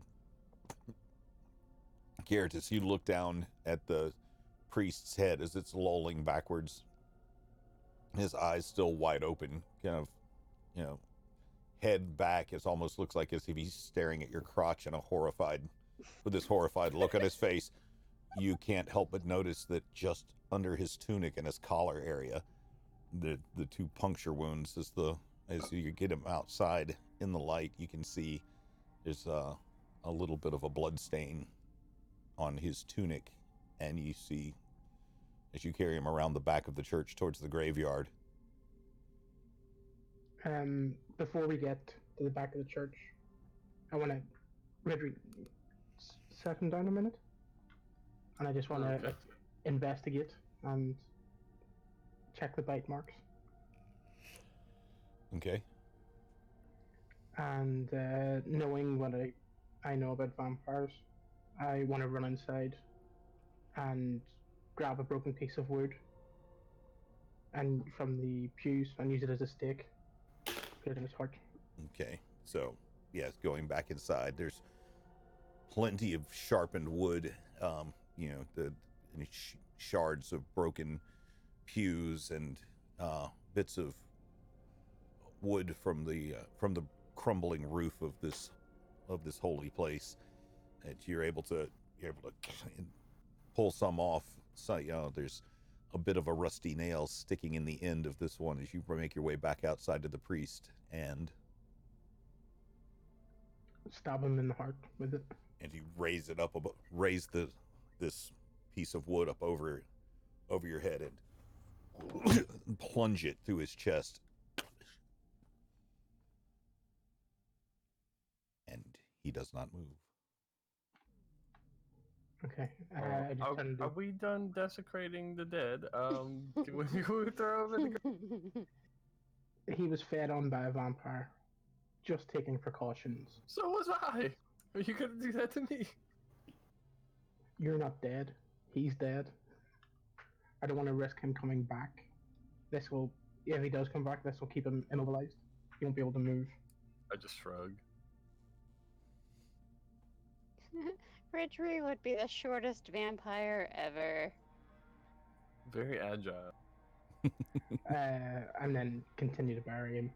Okay, so there's as you finish dragging him around behind the church towards the graveyard, you remember there were several open graves, that had been dug. And you look over and there is an empty grave with fresh dirt piled around it right next to where you had just put the Borgmeister in the ground. On 3 heave? Use the ropes, lower him down. He was a pretty 1, 2. I'm like swinging his legs back. with his pants still around his knees. Ridri's standing there swinging his legs back and forth. 1, 2, and 3, and he lets go of the legs, and the legs kind of like flop over into the open grave, and then the rest of the body kind of just like boom and follows suit as he and falls to the bottom of the laying there on his side with his ass kind of out. If I look at him, can I tell if the stake is still firmly the stake is when he hit the ground, the stake kind of like and protruded out of his back. So it's Okay. still through his chest. Right, so start piling the dirt in. I'll start shoveling the Burgermeister while you do this. Before you go to the Burgermeister, I want to jump down and open the coffin for the Burgermeister, and I want to check to see if there's any bites on his neck. Okay. Like try and determine how he died, because all we were told was. Okay, so you jump down into the open grave. It's it's a decent depth grave. It's like 6 feet deep, so it's about when your boots hit the coffin with a hollow thud. It's up to the ground's up to your shoulders, and as you step off of the coffin and start prying on the lid, it looks like it's nailed shut. I toss him the hammer from my explorer's pack. Okay. So you take it. No. I'm good with it being nailed shut. You're what? I'm good with it being nailed shut. If it's nailed shut, he can't get out, even if he is a vampire. You're not just a little curious? You can always bury him too. You really want me to check it? Okay. If need be, we can put a stake in him. I'm just gonna call out from the wagon. Are you finished yet? Can we go? Maybe if we had a hand from, the person that murdered this guy. Oh, fuck you, Ridry. I'm gonna use Mage Hand and put it on Ridry's shoulder. Need a hand? Okay. Right, I'm just gonna continue opening the coffin. Okay. So your mage hand appears as a skeletal hand in the air, and these skeletal fingers grasp Ridgy by the shoulder as you hear Kiertis begin. You hear the nails prying themselves loose from the wood as he works the edge of the hammer, the claw underneath, and then finally the lid pops open. You would think I would have learned my lesson about opening coffins by now. And he takes the lid of the coffin and opens it up, and a wave, the smell kind of comes up and hits you in the face. It's not the worst rot that you've smelled, but it's definitely ripe. I start to retch a little bit, and then start searching the body for like any clues as how he died. Okay, so paying attention to his neck. As you're looking over the Burgermeister's body,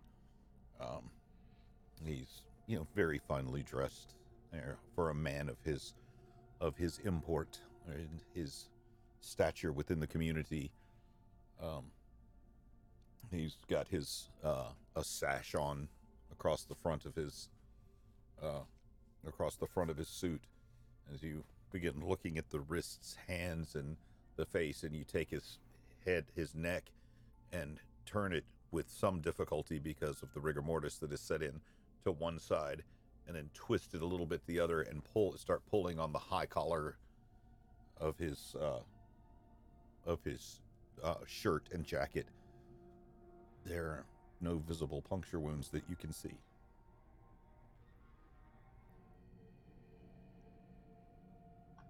I want to put the lid back on and nail it shut again. Okay, easy enough. So, putting the lid back on, the nails that you had pried loose, there's a couple of them that bent a little bit when you were pulling them up, but you're able to. It takes about another 10 minutes to tack the lid back down closed again. Okay, and then climb out and fill in the groove. Okay, so as soon as I see him start climbing out, I'm just heaving dirt. okay. So with the tools that are nearby, the two of you are able to, and you can hear it, the dirt, as it's hitting the top of the coffin. So, question, have we checked out this? Can I click it? Oh, I can click it. Have we checked out that area now that these individuals are dead, and this area and this area? The third one, the first room, we looked into the room, but we didn't actually search it. That The would one I be just okay. came. And Well, then since When I went the through the altar, rooms, I was only looking for a way. yeah, the altar was searched, but okay. the rooms weren't, Okay, apart from the one with the trapdoor. while they're taking care of the body, I'm going to check out this room with the cavern and see if there's anything of usefulness that we can use. Okay. In this room is it's an old desk and chair standing against the south wall. A holy symbol mounted above them. Um, that made into the holy symbol is a sunburst. A 10-foot long iron rod attached to the north wall stands bare. It looks as if it would be a tapestry once hung there. Let's see, and against the far wall, there's a wooden cabinet with 4 tall doors.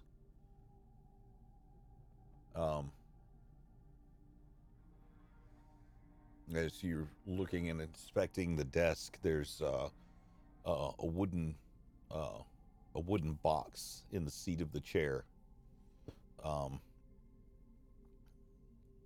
That appears to be empty. You open up the desk drawers and look through, and there's 4 or 5 sheets of blank parchment, along with a couple of quill pens.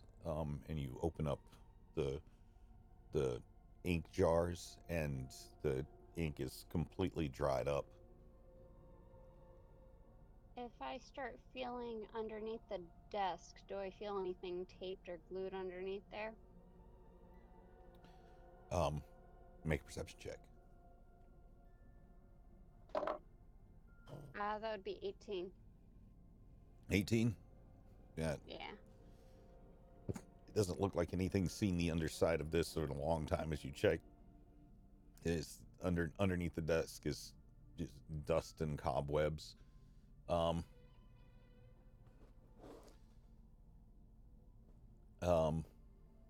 There is a torn page from a book. As you're stepping back up.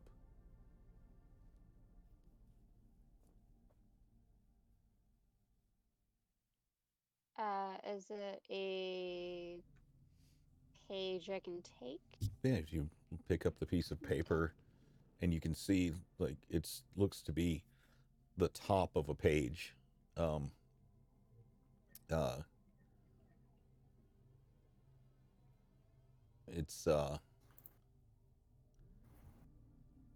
It's across the title part at the top. It says "Hymns to the Dawn," a volume of chants of the Morning Lord. I'm gonna yell out for Liliana. Hopefully she can hear me. And then I'm going to investigate the cavern while maybe she comes. Okay, for its size, the wooden cabinet contains very little. Inside, there's a tinder box, a few wooden boxes full of candles, and there is, in fact, there are 2 books: "Hymns to the Dawn," a volume of chants to the Morning Lord, very well used. The cover ragged. The edges of the pages look like they've been thumbed through often. And there's another book, "The Blade of Truth: The Uses of Logic in the War Against Diabolist Heresies, as Fought by the Olmist Inquisition." Liliana, I need help. While everybody was doing all of that, would this have counted as a short rest? Since it was just sitting there? Nope, not yet. Not yet? Okay. Nope. You've been exerting yourselves. You've been investigating. This is not it, and I know she Not a- hasn't. She's been sat No, in the I've wagon. I've been like, first I was laying on the ground, and then I got up and went to the wagon and sat there. Okay. Still not an hour. Okay, so I'm gonna go ahead and get up and go see what Persephone. Okay, so wants. as you make your way back into the chapel, Persephone's voice, you hearing the tension in her voice, you make your way back inside, and you see her standing there holding these two books in her hand as you enter what would have looks to be a very poorly maintained office. Do you know perhaps why the priest would have torn out the specific page of these books if he is a follower of your god as well? Would I know something like that? I don't know. Have you looked at the books yet? I'm gonna take the books from her and Okay. look at what page she's talking about. Okay. There's part of a page, Hymns to the Dawn, a volume of chants to the Morning Lord. And the page looks to be like the title page before getting to any of the actual chants that are in the book. And you turn the other book over, The Blade of Truth, The Uses of Logic in the War Against Diabolist Heresies, as fought by the Olmist Inquisition. And you start thumbing through, and you're looking at the pages, and it's strange. It's a mix of logic exercises and very, very descriptive, lurid descriptions of fiend-worshipping cults. I explained that to Persephone. Have we finished burying the bodies yet? As the last of the dirt, and you've got like the two graves are now slightly mounded up. There's a little bit of dirt left over. There's still 2 mounds of dirt next to the 2 now unmarked graves that are now full. So, why would he be studying cults if he already has a god?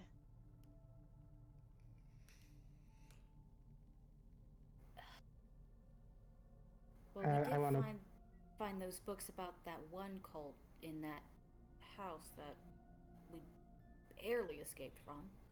Know thine enemy, perhaps?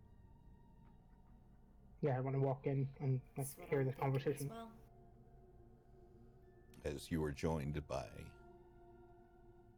Kiertis and Monsieur Tenpenny. Oh, wait.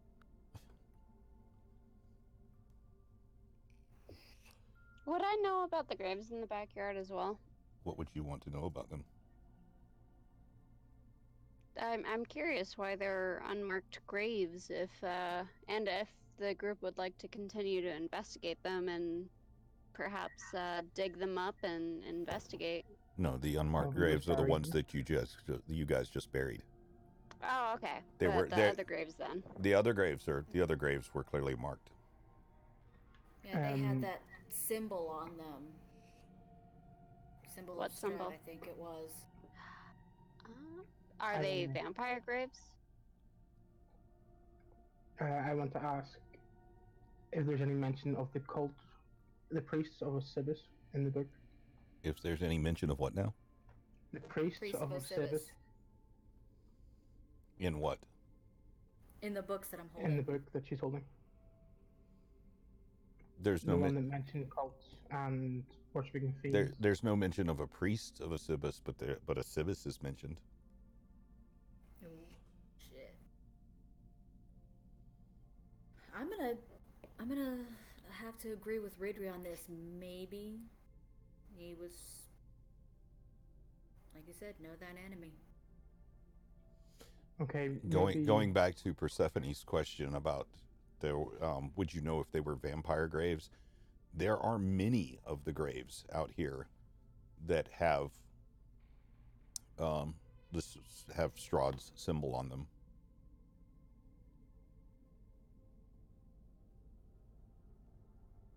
At any rate, we have quite a long journey ahead of us. I feel that we should find somewhere in town, maybe that does stonework, that can make these two some lovely headstones. Don't mention that we murdered the priest, and find somewhere to restock for. Maybe we should just return to Ismark. Tenpenny. We need to get Irina for the travel anyway. Maybe he can help us with supplies, and we can get him to get the headstone. One of them is his father, after all. Well, perhaps this would maybe interest Tenpenny. Maybe some of those graves have valuables buried with them. It might not be a bad idea to dig some of them up and at least see if one has any evidence of vampirism. Don't encourage him, Persephone, please. She just wants to I am a noble thief. I would never rob a grave unless it was of a rich. That's what I'm saying. Maybe they're rich, wealthy people. Who knows? Unless you try. Have you seen this town? We just buried the only one. I'm surprised you didn't try and rob him while I had the coffin open. Well, we're working closely with his son. That's in bad taste. I'm gonna You stole goblets put from those her books at dinner. into my pack. Yes, I'll steal from Okay, the noted. living regardless. Perhaps we should see the most expensive headstone and start there. Also, Do they look different? Yes, there are several that are quite ornate. out of character, I would like to point out none of you know that I stole the chalice. I didn't even know there was a chalice. I know nothing. Yes, I took one from the noble. You weren't there. I mentioned its absence whenever she went to get a new one. Y'all wouldn't know why. Yeah, sleight of hand check was pretty fucking dope. It was pretty high. DM, Yes. I am taking the two books and I'm putting them in my pack. Already noted. Very good. Okay. I'm Right. going to return to the room of the pews and get two largest pieces of wood and carve the Burgermeister's name and the priest's name and use them as like temporary headstones. Okay, so while you're taking the time to carve out the name of the Burgermeister and the priest, now this has been a short rest. Now that's Cool. So, Not for me, though. Tenpenny, would you be interested in maybe digging up at least one of the elaborate graves and investigating? Just out of curiosity. I've Make me already happy. dirtied my hands enough today. My neck is throbbing. I really, really want to go to. Anyone else willing to dig up a grave with me? Ooh. Anyone? No. I just want to return to Ismark's house. All right. We had a tough fight. People are weak and hurt. I'm still at full health. What are you people doing here? Where's Me. the father? as you turn and there's an old man standing at the door.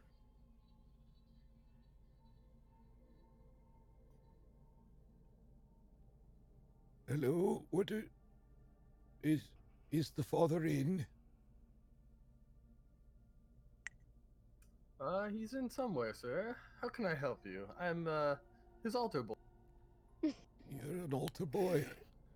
Yes, praise be to Pelor. I've never seen you before. Oh, yes, I've just come in. I'm Gregor, the gravedigger. Nice to meet you, Gregor.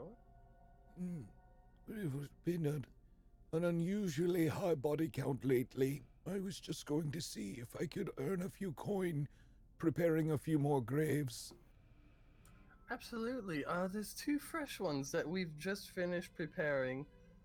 But if you wanted to dig a few more graves, I can offer you 10. Oh, that's very generous. Thank you. Yes, sir. Have a great day, and I'll leave you to it. Yeah, very, very good. And, pardon me, ma'am. As he looks to you, Persephone.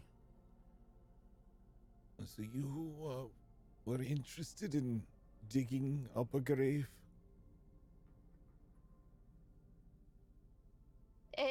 It's a matter of speech. Such as the graveyard shift, I will be working hard in the future. Uh, well, I might be old, but my back is strong. I could help. I could assist you. If there was perhaps a little bit of coin in it. How much coin Ooh. would it take for you to dig up a grave? As long We're transferring the bodies. I'll look at him and be like, "Sir, this is a house of Pelor, and I've already paid you for your services. If you're going to offer them to the public, you should not extort them."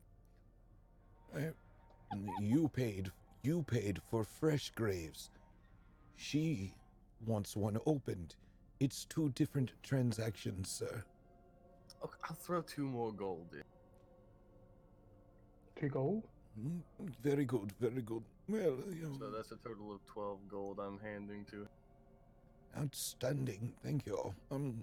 So you, ma'am, which grave was you wanting opened? And I'm going to need the rest of you to keep an eye out.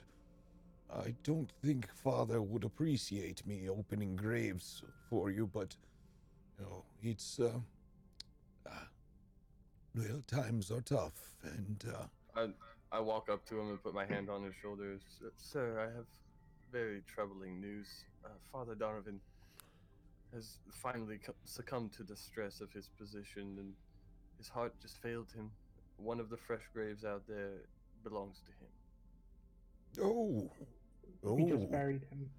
We just buried him and the Burgermeister. The Burgermeister. You've very unfortunate business about his daughter.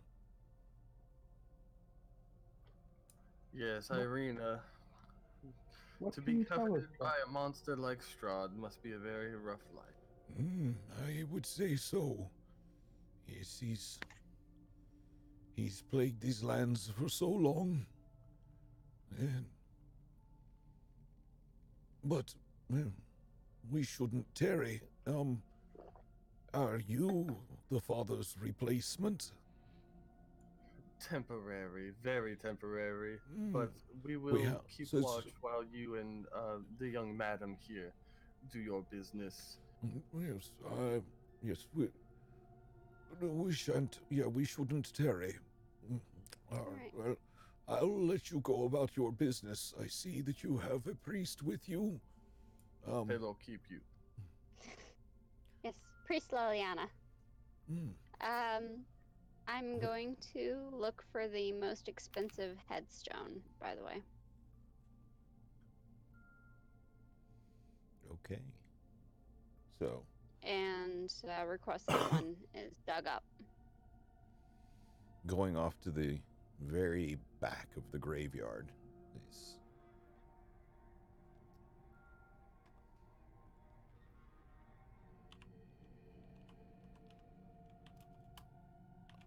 While they're doing that, I'm just going to go to the wagon and check on the horse and make sure everything's okay at their front.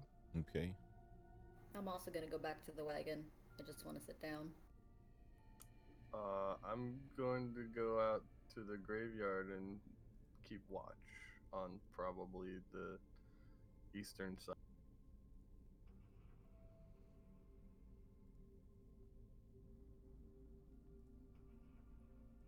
As requested by the old man.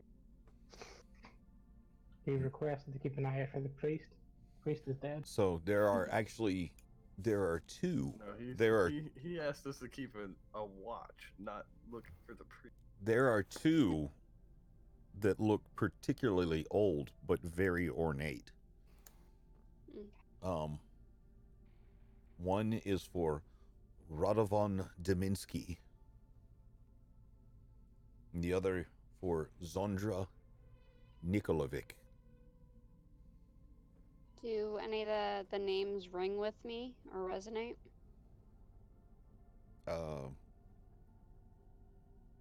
Not off the top of your head. If I look around the graveyard, do I see the name Sergey on any of the tombstones? Make an investigation check.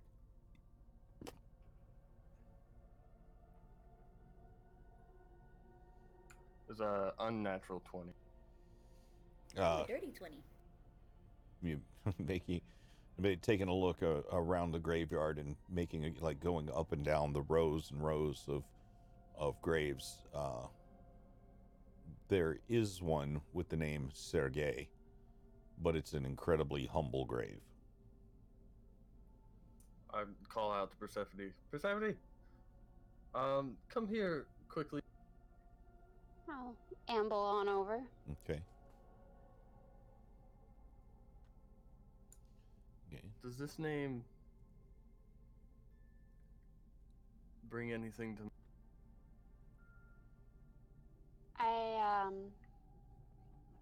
I look at the headstone a little intently. Does it have perhaps a last name or any other? Yes, it says Sergei Stranzi. Yeah, this one. Let's get digging. And how is Stronzi spelled? Strazzini.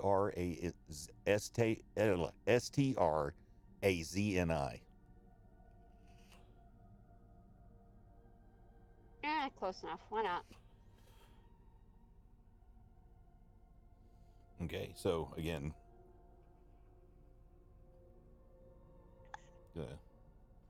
the old man comes over with his shovel.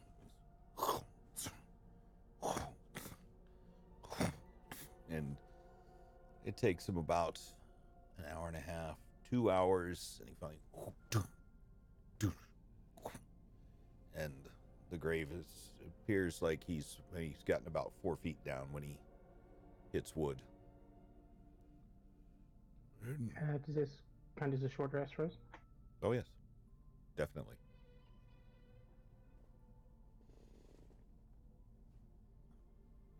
Does anyone want to open our new little treasure trove? How much do we recover during a short rest? Your hit die. You can roll your hit die. So for me, it would be 1d10 plus 2. Plus 2. It's ranger hit die 1d10 plus 2. That's what it says here whenever I've clicked on short rest. Is that your constitution bonus? Yes. I don't think you add that. No, I think actually. Wait a minute. That's the. That's what I gain at a level up, isn't it? 1d2.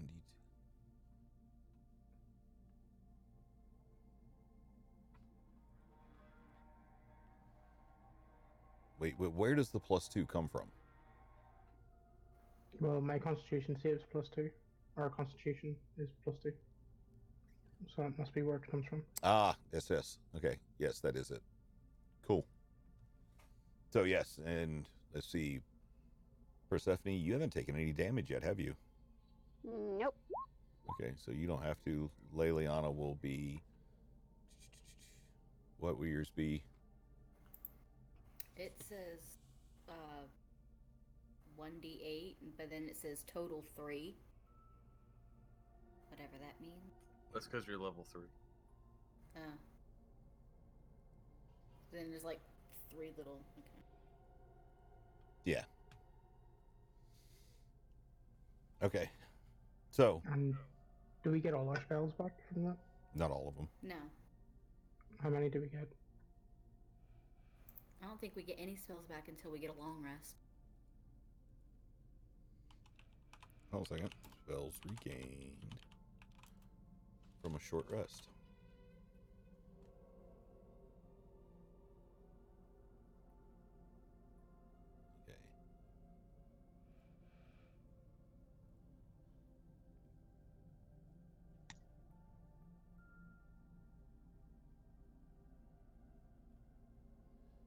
Yes, for your it depends on your class. Let's see, wizards, land druids, and warlocks recover spells on a short rest.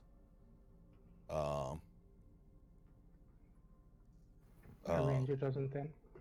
Everyone else follows the standard rules since their classes don't have explicit exceptions. So, and wizards and land druids only recover some of their spell slots, not all of them. But so no, the rangers recover theirs on a long rest. Okay.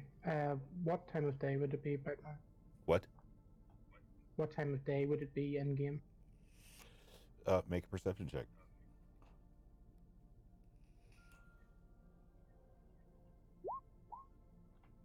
16. Getting to be around 4 o'clock in the afternoon. Okay, I'm gonna eat and drink and stuff because I haven't done it all day.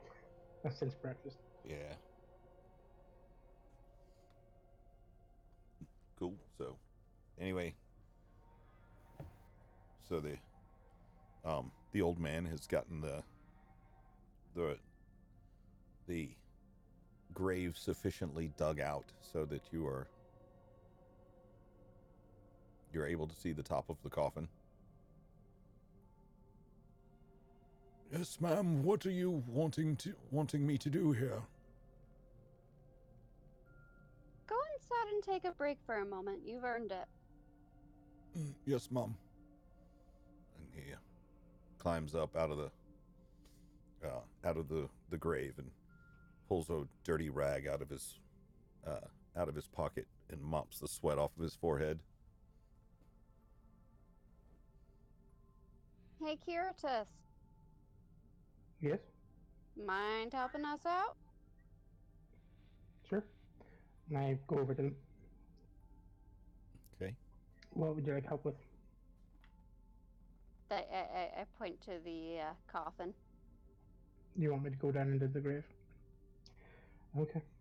I jump down into the grave and open the coffin. Okay, again for the second time today, your boots hit the top of a wooden coffin and there's like as your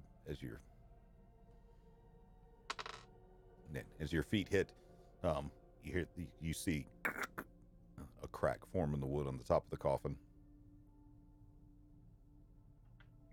Gonna step off to the side of the coffin Very good. and try and open it. So it takes you a second to have to knock some of the dirt away from the sides of it, and it's kind of hard to get your hands to get a grip on the side of the lid, and finally at last you get your hand under and raise it up, and it's pretty fucking gruesome. There's a body in there, but it's pretty badly decayed. You can see the remnants of clothes. The smell that comes up is a decayed, earthy smell. Not as pungent as a freshly rotting body that you've come across before, or the smell of a fallen beast on the side of the road, but it is still definitely the smell of death that hits you full in the face. As you see before you what little bit of skin there is left on this blackened bone. Are there any amulets or any items specifically any tying? I'm gonna search the coffin and search the body. As you begin looking through this putrid mass, looking at the body, and you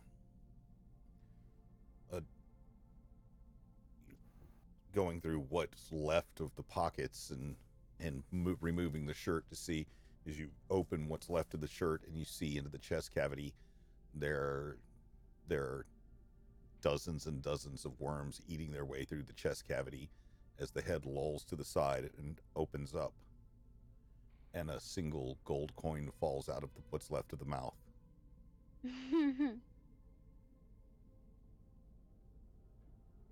Okay, You've earned that. then I'll lift the gold coin. You pick the gold coin up, and it's a large gold coin, but it says in beautiful scripted letters across the top, Barovia, and there's an image of a very, very handsome man in bas relief on the face. The Is- image, does it look like the statue that we saw in the... It does indeed. It's the exact same image of the statue that you saw below that I house. hand it up to Persephone so she can have a look at it. Is this gold coin perhaps the money used in Barovia? You get a strong feeling that yes, it is. It says Barovia right across the top of it, and you've seen the image of this person before on a statue in a house that was trying to kill you. I flip it back to Kiratis and I tell him to keep a lookout for any other gold coins with the same icons on it. Okay, I don't find anything else. What are you looking for something in particular, or if I could Yeah, just they make a like straight buried make me. a straight investigation check because you're looking for things. That's a 4. 4.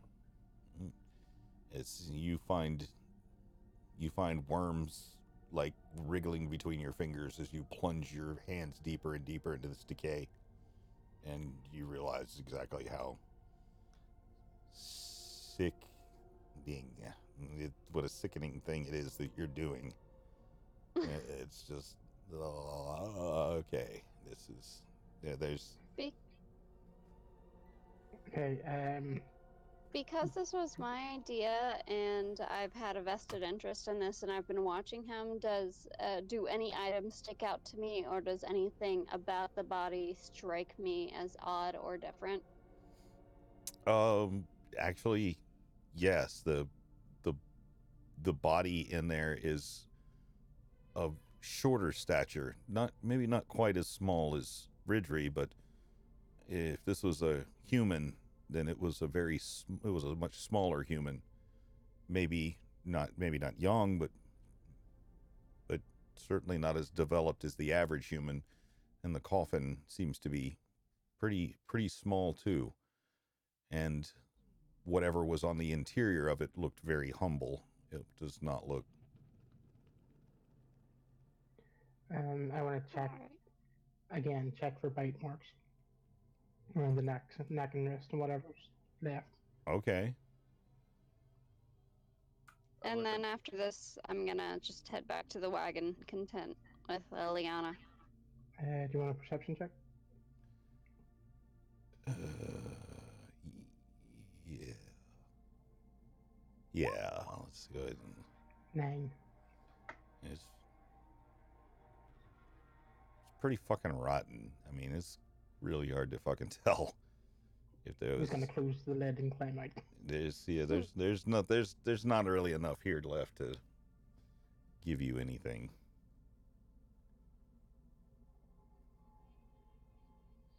This is pretty disgusting, but at the same time incredibly fucking metal. As you have now completely desecrated this grave. And I'm gonna wipe like all the worm, like goo and dirt and everything on Ridley's cloak. I'd like to take a reaction to dodge.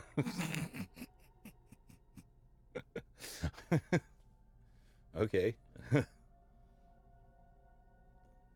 You go to smear your hand on Ridley's cloak. He just jumps out of the way. Actually, I want to roll for this because I have a high dex as well. Okay, roll to hit. This would be same as a grapple attack. You're trying to grab his cloak to wipe your hands. 15. 15, and you would like to use your dodge, your class feature. Yes. Okay. He dodges. It's a class feature. Oh, is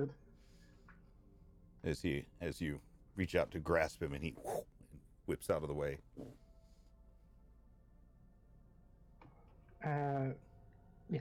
So just want to return to the wagon with everyone else. Damn it. What are you damning about? So if we were gonna fight. Yeah, I was hoping it was going to end up being fucking PvP in the fucking graveyard. I was about to pull my sword if he continued. He's almost dead already. Because Oh no, I'm at full health. We've had 2 short rests.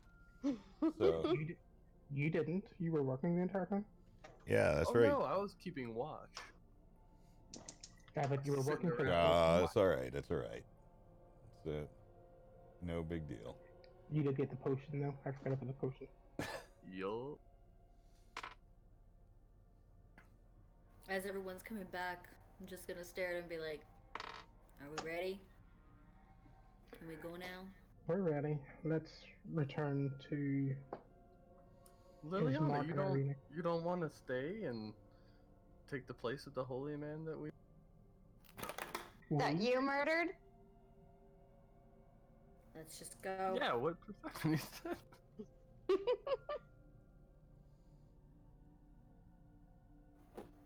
Don't say that too loud in front of Gregor.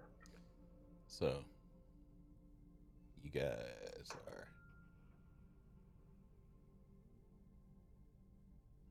Well, we moved back to the wagon, didn't we? So we're at front here. what is that? Okay. Yeah, but the grave that you were digging up was over here.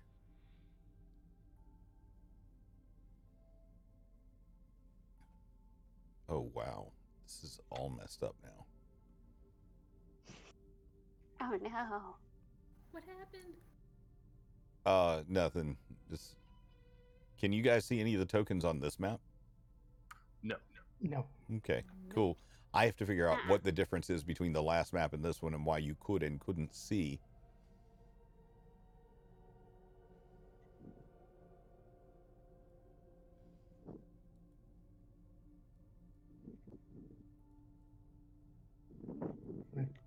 You're pinging a random house. Yes, I know. With a ping ping here and a ping ping there, ping here, ping there, ping ping everywhere.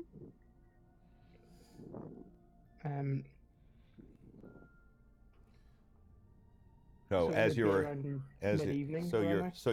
so you're back at the wagon, and this direction over here you see 2 figures standing just outside of this house. That they're standing there very plainly, drably dressed, just staring at you with their mouths slightly open.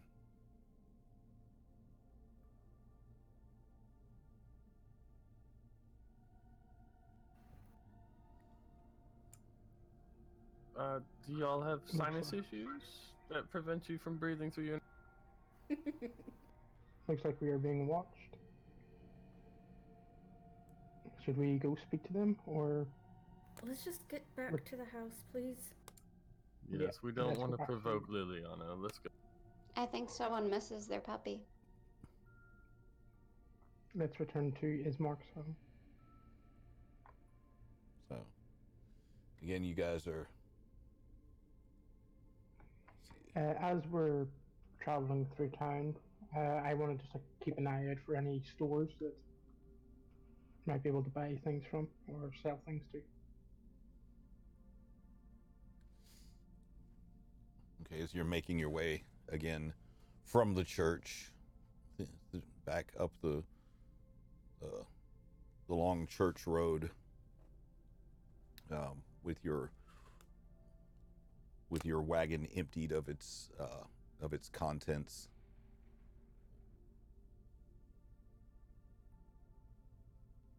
Okay, that. Okay, yeah. This roll 20 is kind of fucked up right now because I've got tokens from the last map are now appearing on this one on my screen. So I don't know I don't know what's going on with that. But let's see.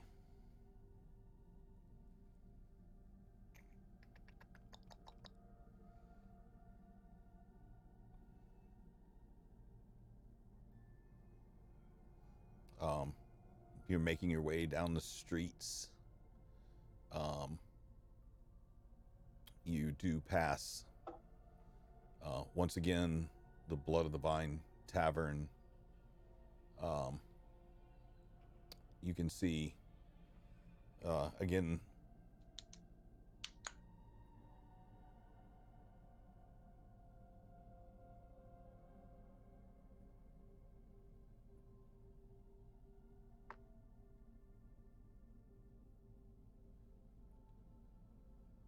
You gotta be fucking kidding me.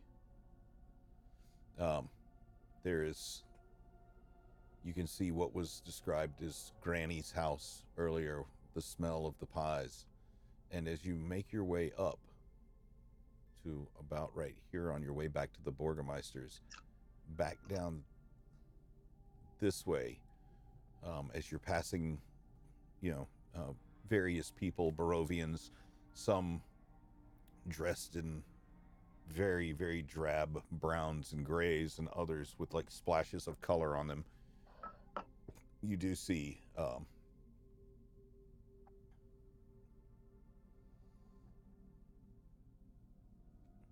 sign for Bildrath Mercantile.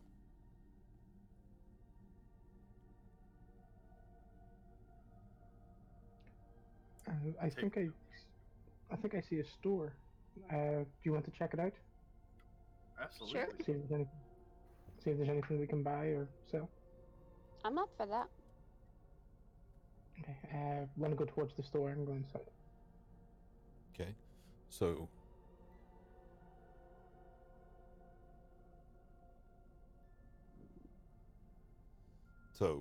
making your way up the street, you see the sign Bildrath's Mercantile, and in the hazy gray of the late afternoon,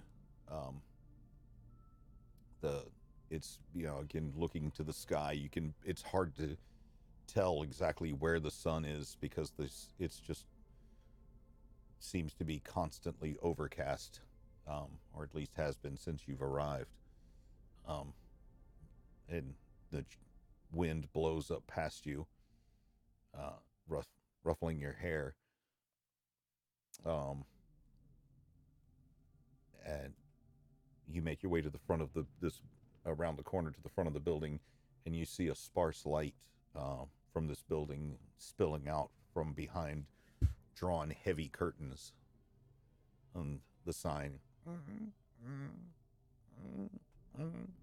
hanging over your head, creaking as it swings on its hinges.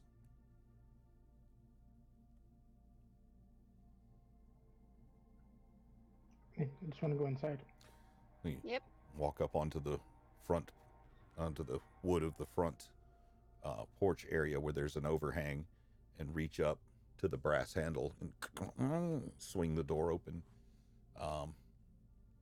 Again, there's a small fire burning in the corner in a fireplace, and a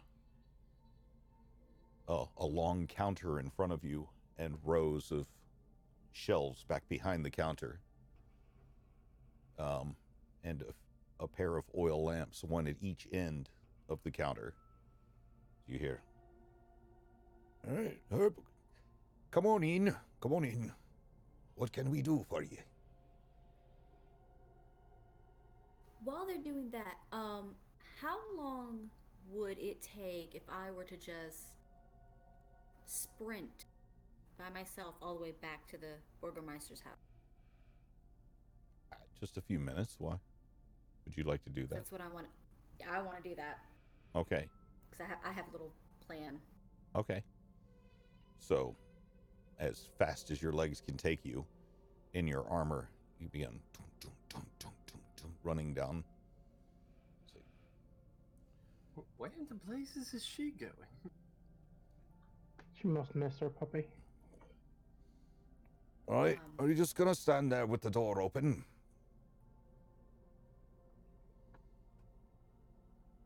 Have you business? Have you business here?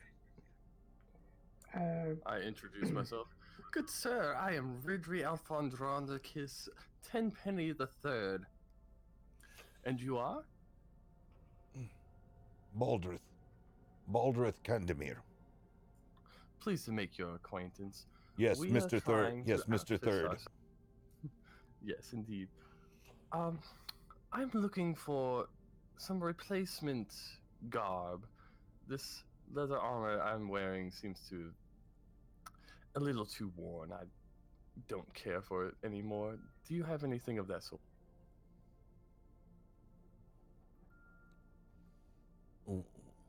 What are you looking for? You're looking for just clothes?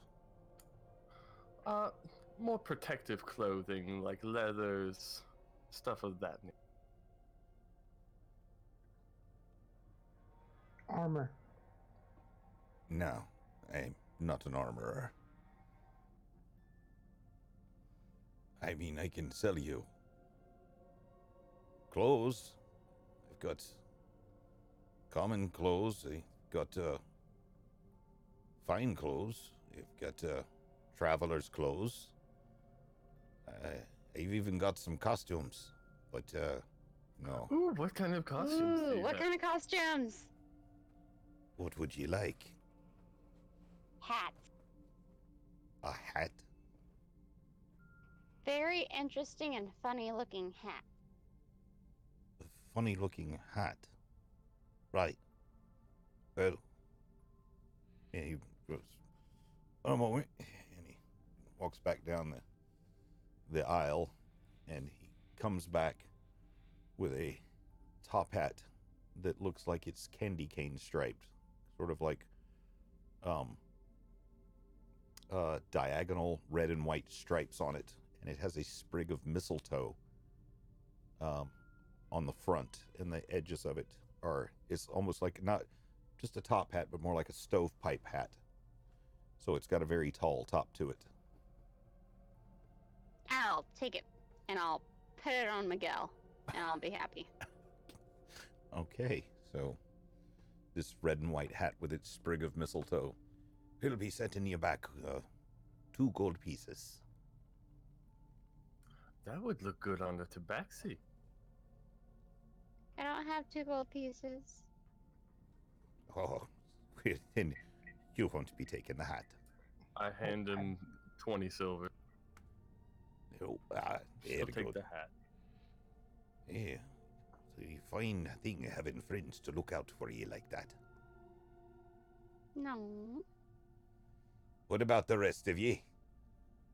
What you have? Would you have any weapons for sale? Like arrows or a bow?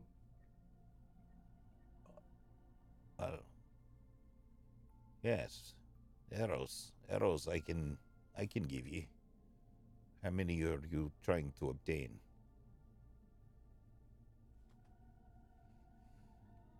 6. 6? I don't sell that few. I sell them in bundles of 20. Okay, I'll take 20. 20 How arrows? much? They're a gold piece per bundle. Okay, I'll take a bundle. 1 gold piece per. Okay, 20 arrows. That'll be 1 gold, please. Okay, here you go. You hand over your gold. And it's like, wait, where did this come from? What do you mean? Where did this come from? I've not seen coin like this before. We're not from Barovia. Okay. Then it'll be 2 gold for the bundle. Sir, I don't think you understand. We No, are I not don't from think this you land. understand. I only accept gold coin of the realm. Well, we are here in the realm to liberate it. We are on a journey to confront Strahd. Confront Strahd. Confront Strahd. Okay. Now I don't know if you're trying to cheat me because you're obviously insane. That'll be 3 gold for the arrows. That's too much. What if I put the hat back? I will give you 2. Not 3. If I look around the store, are there any like rations or potions or anything just kind of sit? Yeah, make a perception check. What does he say to the 2 gold instead of 3? I got 13. Yeah. All right, 2 gold. 2 gold I- for your 20 arrows. I smack his hands down like, no, you don't understand the art of the.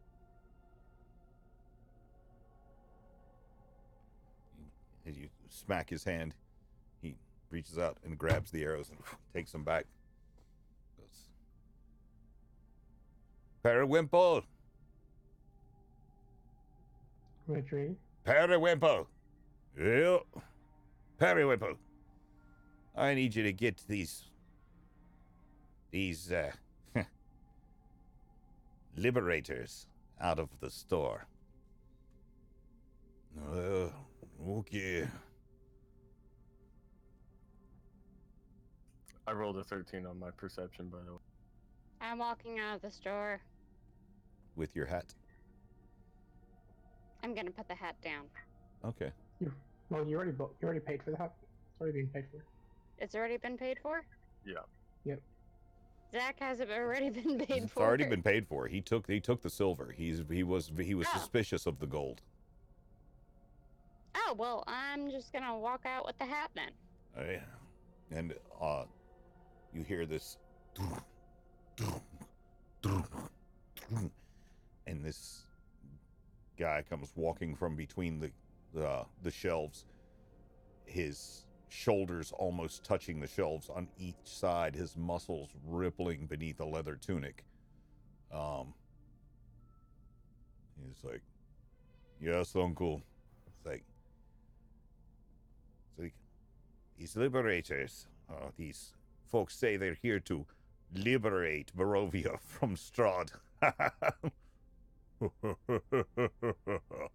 This guy, as he laughs, his chest puffs up, and his slick bald head shines with the light from the oil lamps. As it's like, all right, well, I'll just be a moment, uncle. And he takes and just steps over the counter.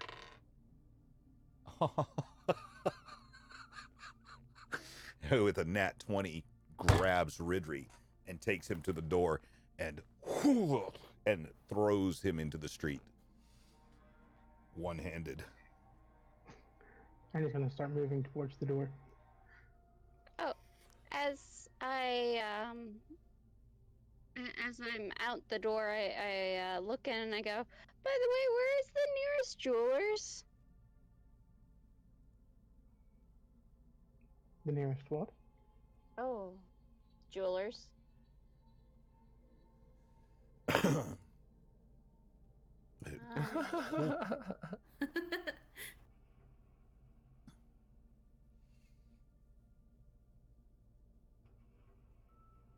Oh, Jesus Christ. Okay. You guys saw the picture of Periwimple? Okay, cool. Yeah. Mm-hmm.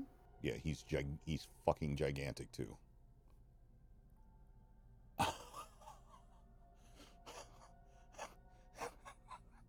Oh my god. And actually, honestly, I've never even looked at his character sheet until now. Yeah, I don't think I want to mess with them.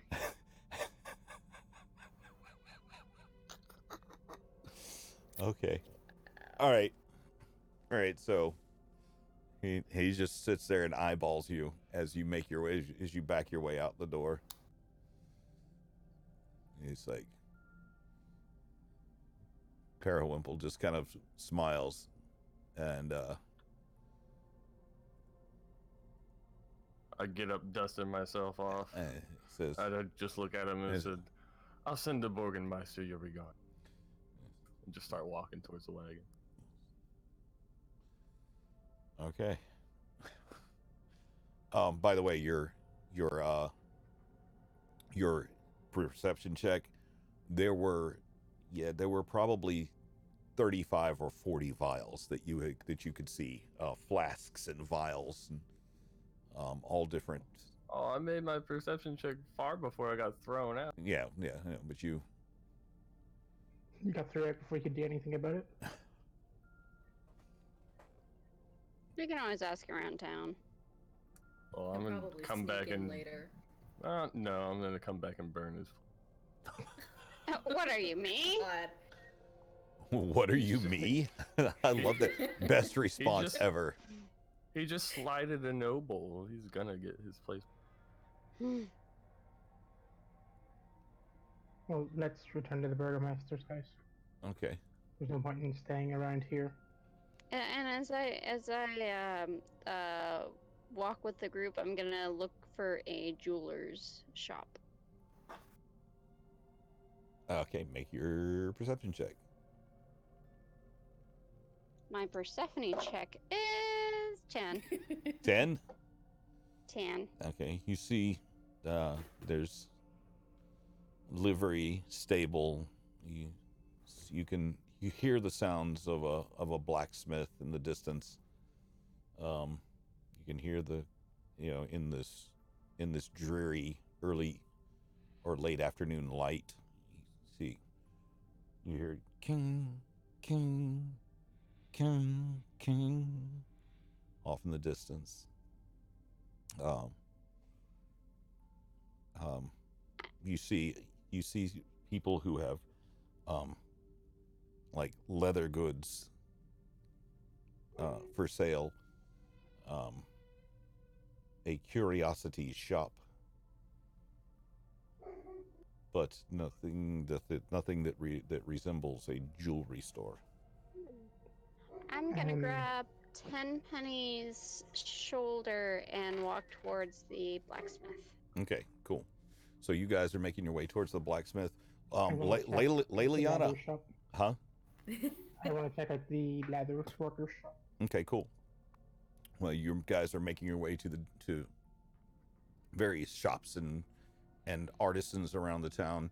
Leliana, you definitely reached the Burgermeister's house. What would you like to do? I am going to go inside and quickly look for the dog. Okay, well, as you get there, again, you go to open the front door and it is locked.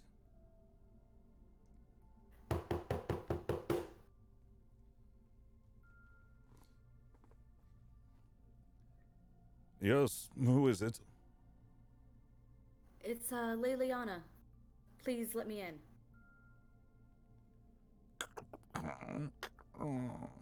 And you see the old butler from before. Oh, Miss Leliana, yes, would you? You have Yes. taken care of the Borgenmaster. Yes, he's been taken care of. He's been laid to rest. His mark is expecting you. Right. About that. The rest of my group has gone to check out a store. Where's the dog? Oh, the puppy. Yes. The poopy. He's in the kitchen. Thank you so much. And I run to the kitchen. Oh, Mom, okay. And as you make your way running into the kitchen,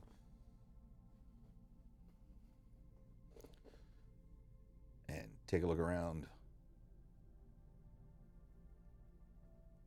you don't see the dog right off the bat. There is a big pot of stew on the stove, though. Oh. Fenris? Fenris? Yes, ma'am. What? And you hear the door to the kitchen open from where you've just been. Why are you in such a hurry?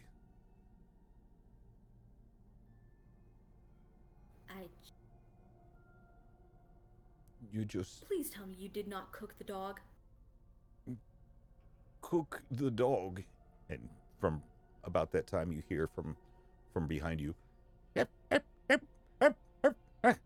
he Lord. comes, trundling back into the kitchen, I'm going and to... he excitedly runs up to you, and he starts jumping up and down around on his hind legs with his front feet up on your shins, as he's hopping up and down, his little tail wagging furiously. I'm going to lean down, scoop him up. Really, ma'am? Look back at the butler. Look, I have What something kind that of I need to do. uncivilized folk do you think we are here that we would cook Well, I did your not dog? see him. I did not see him, and there was a pot of stew boiling. And you naturally assumed that we cooked your dog. Well, You know, it's fine. a lot of... It's fine. I'm sure Ismark and Irina have their reasons for dealing with you, but it is not for me to question. Look, a lot of strange things have happened today. I have something that I need to do. I'm sure we will all get back here as soon as possible. I have something I need to do. It's been a very strange day. A very strange day indeed. I'm sorry, but I have to go. And I'm gonna take the dog and... Ma'am, Yes? Ismark is waiting for you. He calls behind you as you... And I'm going to... I leave the house. I'm going to close the door behind me. And then I'm going to... And as the door is swinging closed, you hear, Well, some people. and as the door slings shut. And I'm going to run to the grandmother's house with the dog. Okay. I'm hoping to find the little girl. Okay. Meanwhile, at the blacksmith. Smooth. So, you make your way up to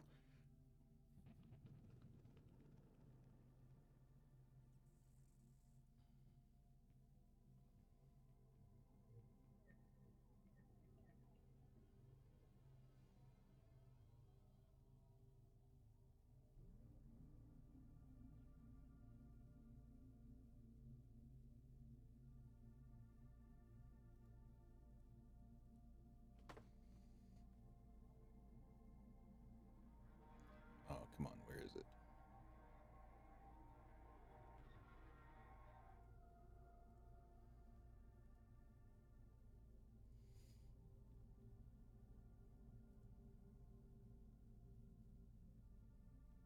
Sorry, going through. Gotta go through my notes because I had not Is it, anticipated. like,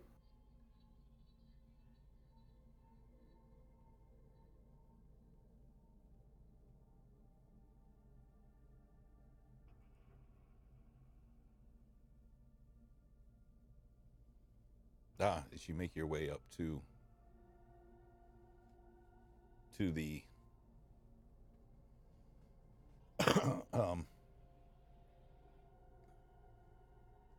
make your way up to where grandmother's house had been.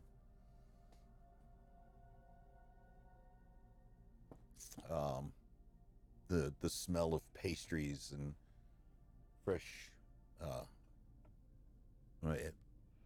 freshly baked,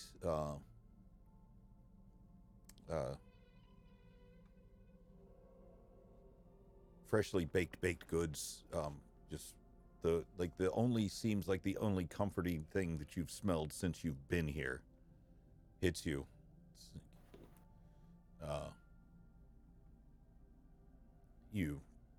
The door to this to this house lies partially open. Gonna sort of gently knock. Hello? The door swings open as you do.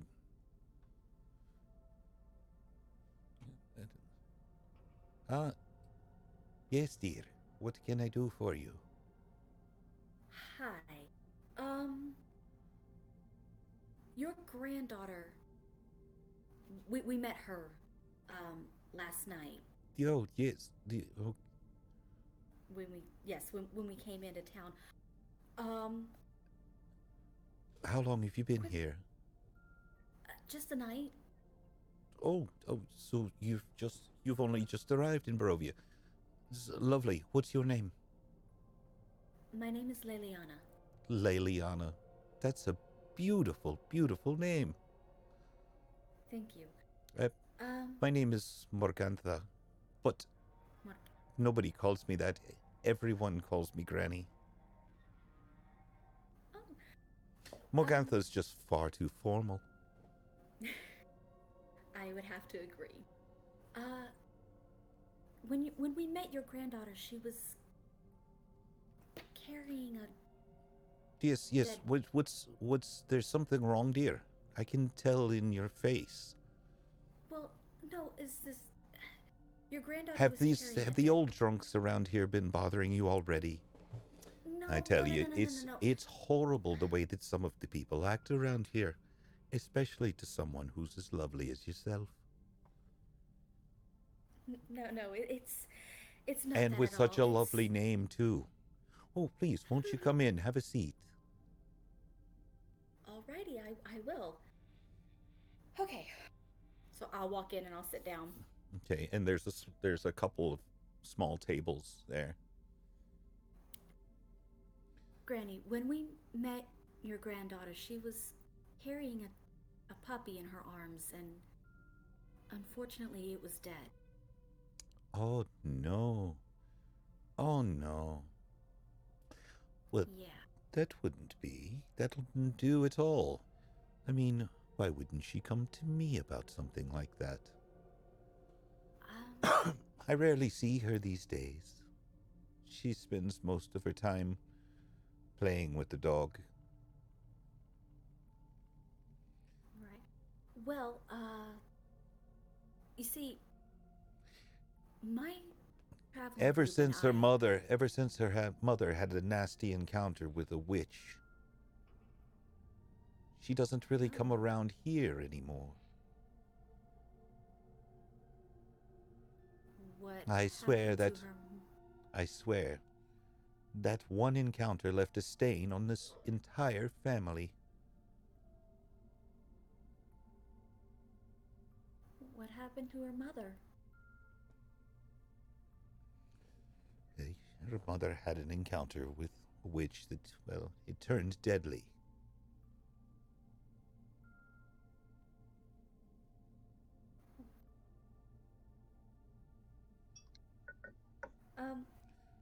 But are you traveling alone? No, I have a group, but they've stopped at a couple of shops right now. And what I wanted to do was, well, we've been tasked by the Well, I tell you what, I'm just about to finish a fresh batch of pies. Won't you find your friends and come, well, have a pie?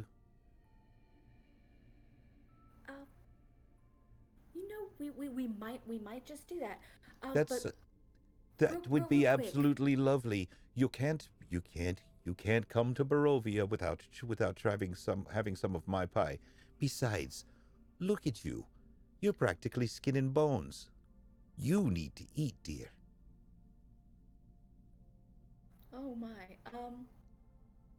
Okay. There's no reason why a girl as polite and lovely as yourself should be so thin, for goodness sakes.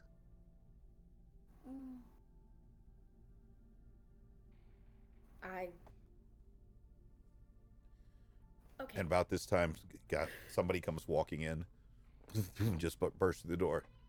So, Granny, thank goodness you're here. And, do do you have pies ready right now? I have just one. The rest are in the oven. I really must say, ladies first. He's like, and the person that has just walked in, a very gaunt-looking male, turns and looks at you. It's like, oh, I don't mean to cut in front of anyone, but I. No. It's okay. It's okay. I just really wanted to see if Maybe okay. your granddaughter... Granny, can I possibly? Yes, I. She said she doesn't mind. Like, oh, Barrington. Yes, of course. Here, I'm going to bake I've got a fresh pie in the oven for Liliana, and she says she has friends in town. She's only just arrived. How are things with your sister? Very, very, very well. And he takes and throws 3 silver up on the counter. Says, "Get my pie, Granny." And he says, and she reaches around to the oven and pulls out from the edge of the open hearth there on the iron oven. She pulls out this beautiful, just golden brown pastry and takes it and begins wrapping it up in paper. And it says, you should save. I know how much you love them, dear. You should probably save a little bit for when you get home. He's like, thank you, Granny. Thank you so much. Thank you. And he begins tearing into it. Thank you. Oh, so delicious. And makes his way outside. As I was saying, Granny, I really, my group yes, I'm very, very much looking forward to meeting them. But right now, I must tend to my ovens. I've got hungry customers that are going to be coming around for dinner, and I need to make sure that these are perfect. So, if you'll come back in half an hour or so, I'll have your pies ready for you. Where could I find your granddaughter? Oh, I don't know. Like I said, she doesn't come around much anymore. Not since the whole nasty affair with her mother and that witch. Okay, well... She's usually running around the village somewhere, though. Thank you. I will find my friends and we come back here in half an hour. Thank you. I'm going to just walk out of the house and... Very good. Nice to meet you, dearie. And you as well.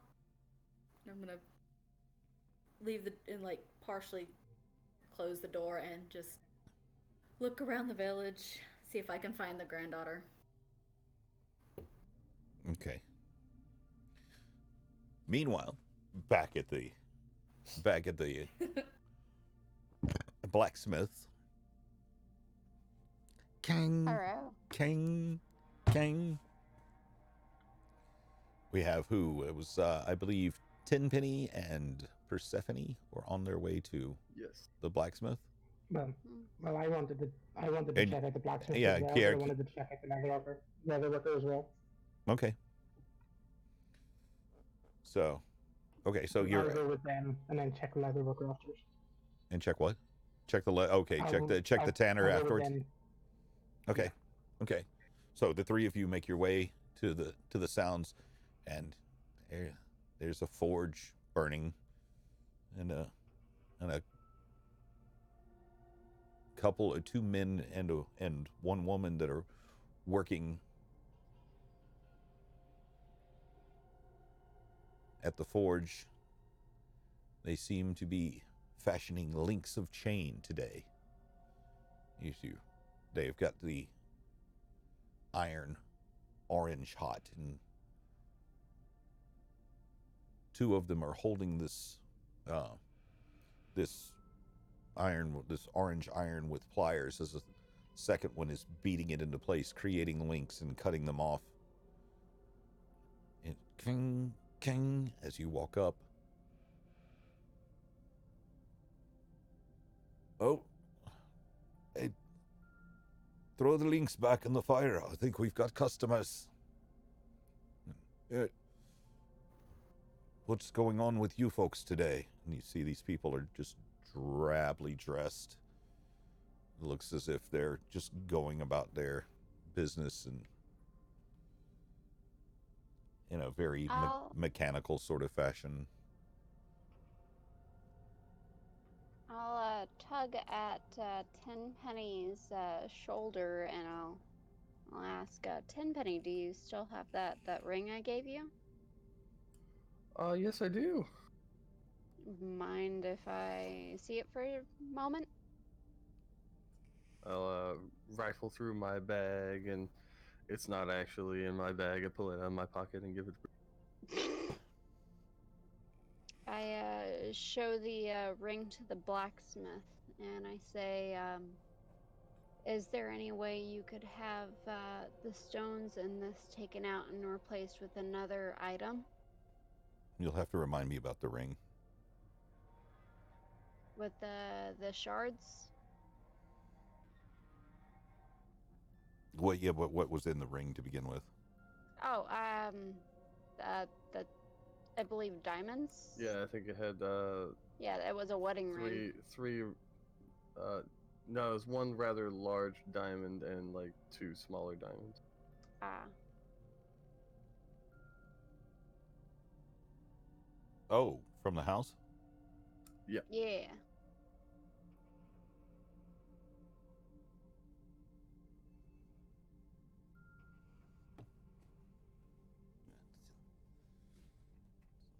Oh, it's mighty delicate work, but I suppose it's something we can manage.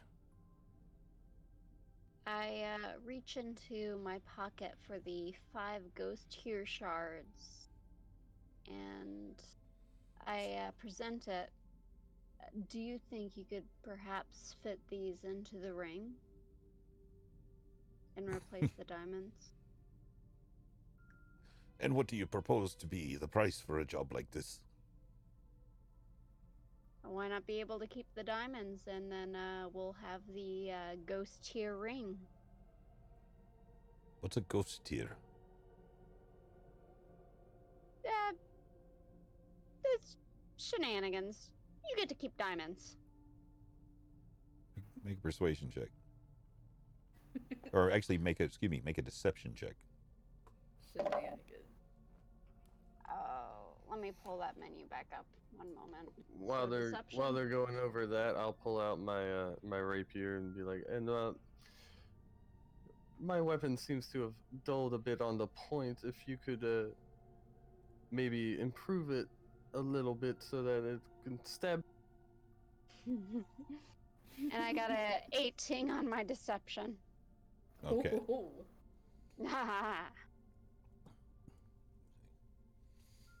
Let's hope that's So, enough. these are some fancy looking shenanigans, but hey, we'll keep the diamonds for you. My heart breaks at the thought of giving them diamonds. Great. You wanna barter to keep some of the diamonds then? No.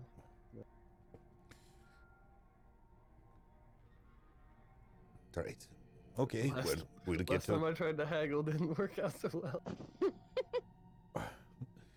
All right, well, yeah, we'll get to work on this immediately. How long do you think it would take? Hey. Well, I mean, the chain can wait till tomorrow. You could start working on it right now. You said... Yeah. The lads and lasses here aren't used to such delicate work, but, well, I mean, we can have it done by the end of the day. It'll be the last thing we do. We'll go ahead and all start working on it right now. Shouldn't be more than an hour, 2, tops. Okay. Like you said, it's not work we're used to, but, I mean, it's metal. And I'll we're show metal them work. the- We're metal workers. I'll show them my rapier. Is there anything you can do to improve it? What do you mean, improve it? Give it a sharper point, perhaps. Well, what about the magical dagger I gave you? Shh. are gonna start like holding it in your toes as you attack.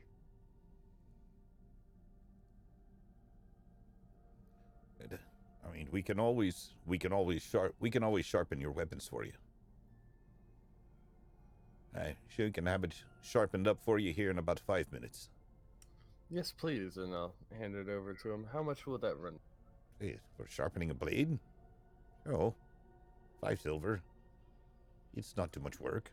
And here you go. Okay. And I'll tip him another 5.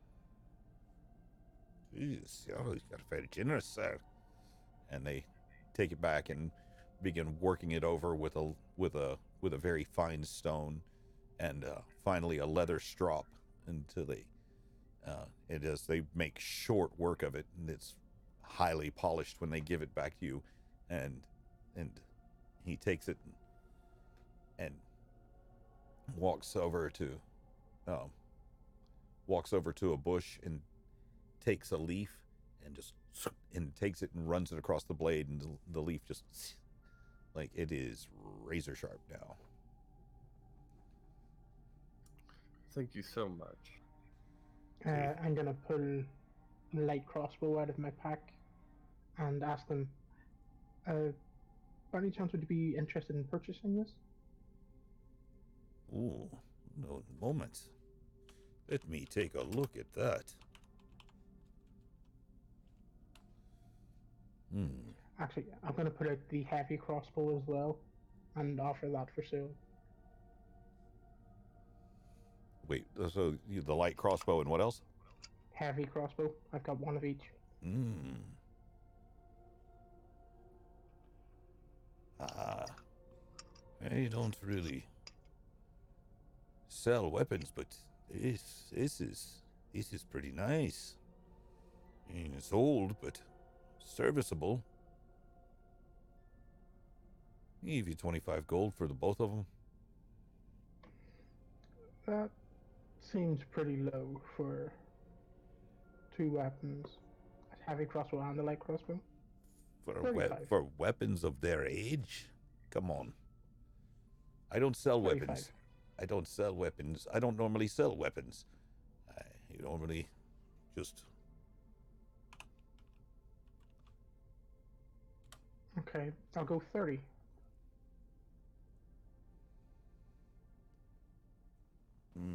Yeah, make a persuasion check. This is gonna be bad. That's a 9. 9? Yeah. Oh, I don't know. They're so old. You know, they're... 25 is the highest I can go. Fine, I'll take 25. He takes them and Unless... moves behind the counter, and he begins reaching into a pouch underneath his leather apron, and he pulls out a handful. He starts counting them out, and you see as he's counting out 3, 5, 6, 7, and the coins are hitting his hand. They're pretty much the same as the one that you found in the mouth of the body in the coffin in the graveyard at the church. Again, they all say Barovia across the top, and these shiny, shiny gold coins have a very, very handsome profile on them that you immediately recognized. And he lifts them up and he stacks them into 5 stacks of 5, and then slides them across the counter to you. There you go, sir. Anything Thank else? you. Would you like to purchase some bolts to go with them? I have 20 bolts I can sell. How much do you propose we pay for those? 2 gold? For 2 gold for 20 crossbow bolts. Well, a guy around the corner wanted me to pay 2 gold for 20 arrows. I just mumble like, yeah, he's one to emulate. I'll give you a gold for him. You should have mentioned that at first. You got me on that one. It should have been part of the deal. But you know what? Yeah, I'll give you a gold for him. Sure, I'll take a gold. He reaches into his pack and takes it, ding, and flips another one, ding, ding, and it clatters onto the counter.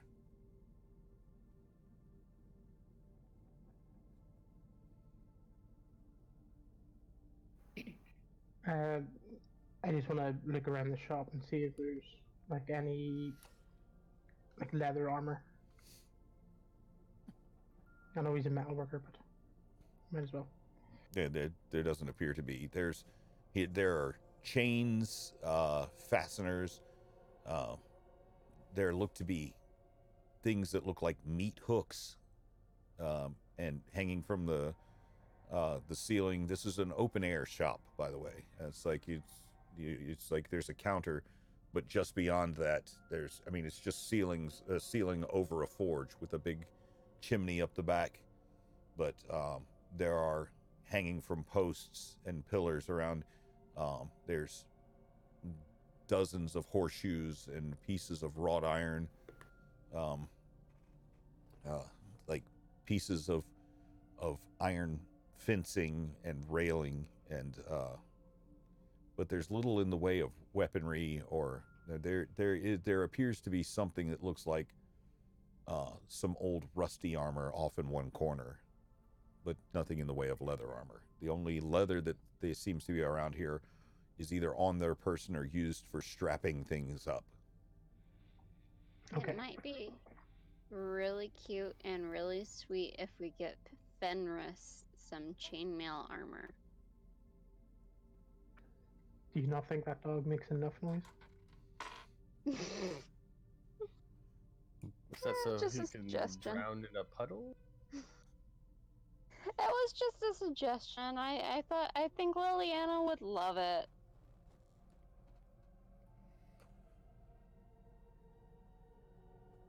It's up to you Do guys. they see me It's up to you. wandering around the village now? I'm gonna walk over to the tanners. Yeah, I'm done here as well. Okay, but I'm gonna stick around until that ring is done. okay. I'll walk out. Lord bless you. So as you turn to make your way back towards the tanners, back up through the muddy streets and the increasingly dim light of this day, there's Liliana is walking the other direction, looking in between houses and looking up the street as you all spot each other.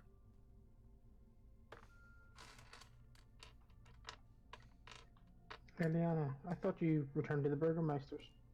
I did. And got Fenris in my arms. Mm-hmm. Have any of you seen the little girl?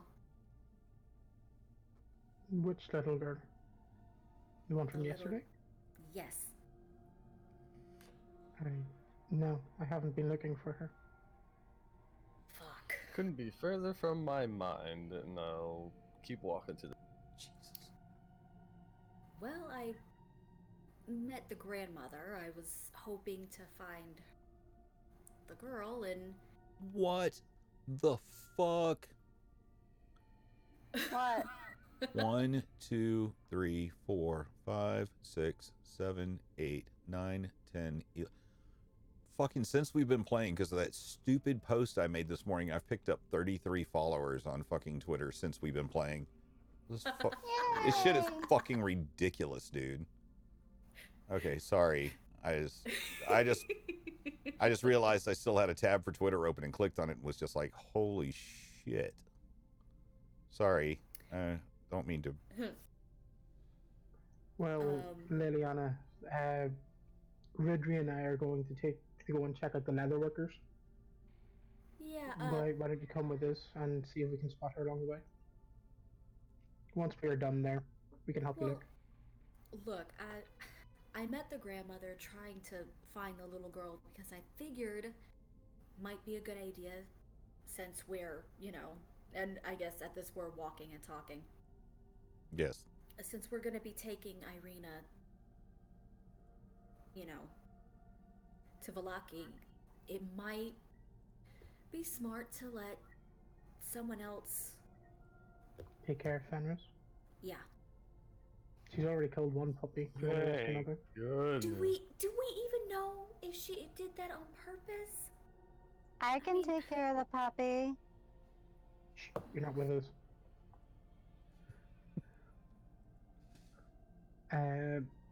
We might be better off leaving it with the Burgermeister. Perhaps you're right. But, it seems Maybe. the grandmother wants to. I mean, I could barely get a word in edgewise with that woman. But she has pies that she's making, and she wants to meet the rest of you and, I guess, feed us. After You accepted an invitation on behalf of all of us to that hall? I said that I would consider it, but after seeing those two men fight over the pie last night, I'm cautious, to say the least. I don't want to be rude.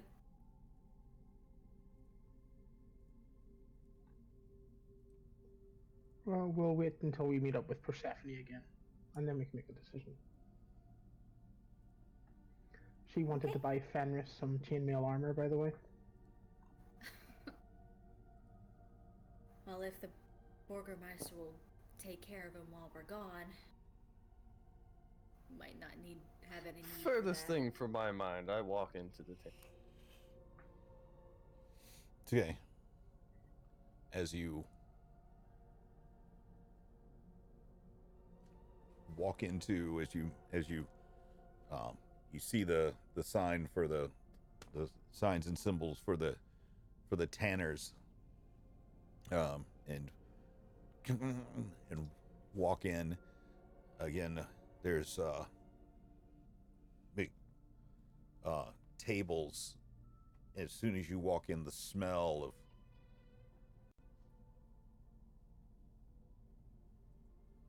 of the smell of fresh leather hits you in the face. There are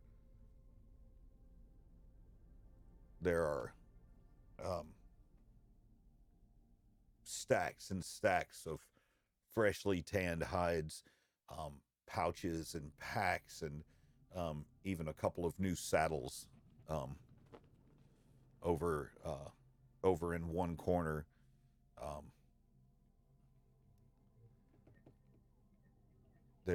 You look around the room, there doesn't appear to be anyone in here right now. If I look on the counter, is there like any kind of bell or something? Yes, as you make your way towards the side of the store, over towards the left, there is a counter area, and there is a small bell. I'll ring it twice. Ding, ding, ding, ding. If I look around the room, do I see armor of any kind? There is, in fact. There are some pieces, pauldrons and chess pieces.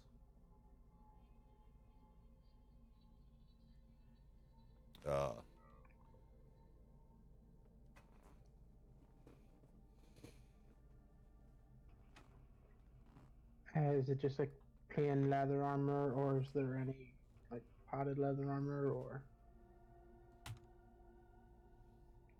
like studded leather armor, or anything like that?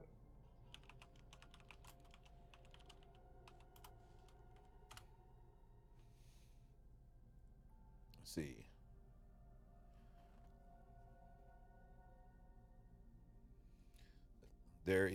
You can see there is leather armor, and there's some it looks to be partially studded. It's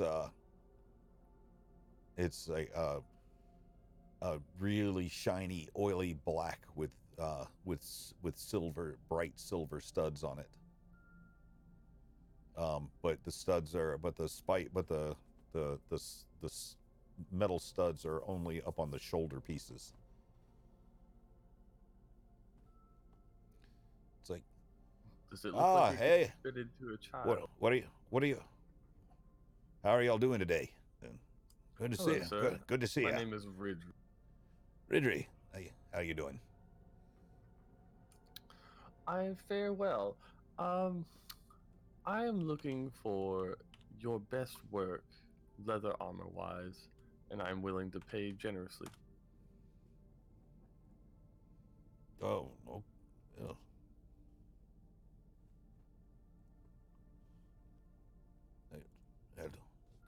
Turl Krikski is my name. What are you? You're looking for the best armor, you say? Yes, sir, and pleased to meet you, Toro. Toro, Ridry. Nice. What in particular are you looking for? Something well fit that will remain silent as I move, but also very protected against cuts, gashes, swords, anything. I'm good. Well,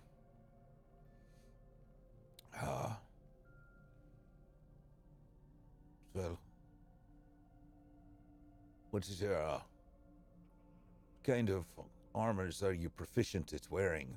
Proficient at using? Now, Leather. do you have any armor right now? Just what I am wearing currently, which, as you can see, is starting to get a bit tattered. And So, you're looking for just basic leather then? unless you have anything that's a little extra. Oh, extra. Yes, I mean, I can throw studs or rods onto any of the leather armor here, and but the stud work is, well, I have to get the studs from no. At this From point, I'm sorry. I just want to walk up. At this point, I just want to walk up and join the conversation and say that I'm looking for studded leather armor. For both of ye. Right? Well, I can have it. I can have leather armor. I'm sure there's something in stock.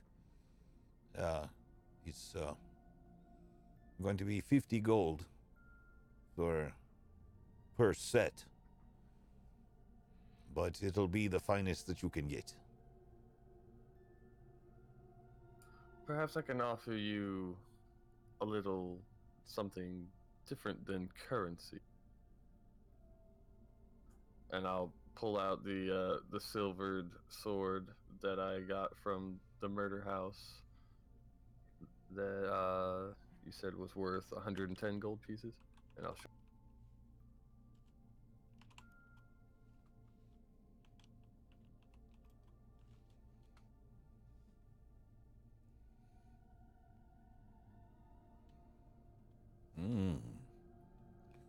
Oh, that is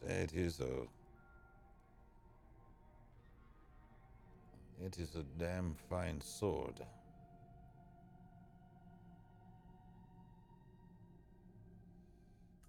Are we agreeable then? The sword for 2 sets of leather studded.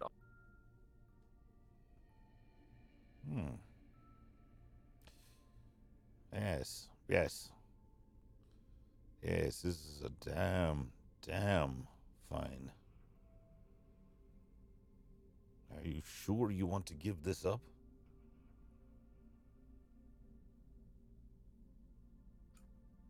Well, I do have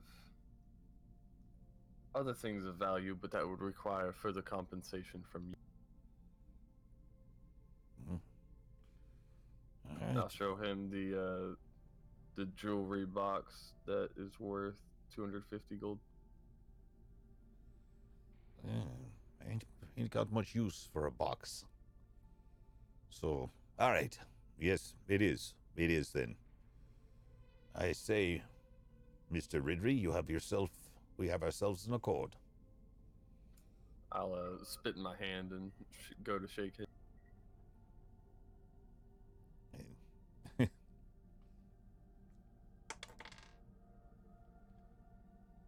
Oh. And he and does the same thing and clasps hands with you tight. Excellent. And as I pull my hand away, I kind of wipe it on Kyrtis's.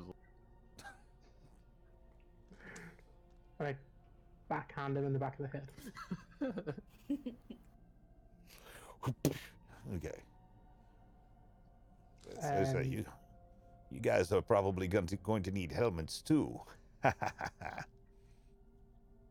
He gets to work. He comes over and takes a length of rope that's got little notches marked off in it and black that you can see, and he begins taking your measurements. Ridgery. He goes from shoulder to shoulder, from your waist up to the base of your neck, and then does the length of your arm from your elbow and then down to your wrist, and then he does the same for you, Kyrtis, as he takes your measurements and he makes a few notes on a piece of parchment with a charcoal. As I'm watching him take Ridgery's measurements, I just mutter under my breath, doesn't need a lot of rope for that.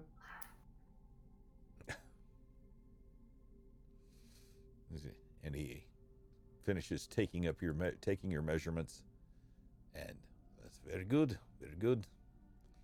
Right, so I'll have this ready for you in the morning. Thank you. Very good, thank you, sir. And we will see you on the morrow. Flourish of the hand, and I walk out. Yeah, I'm gonna walk out with him. And as we get outside, just that sword could have come in very handy. Silver. Well, I don't see how we would have paid for it any other way.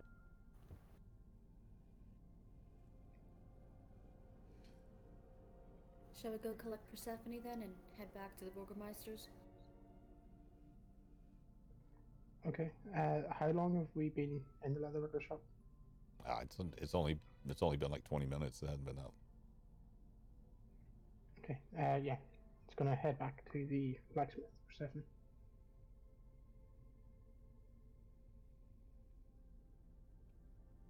Okay. So again, making your way back up the streets again, the light growing a little dimmer. Again, the gray streaked sky beginning to grow dark as night is beginning to approach. You find excuse me, Persephone standing in front of the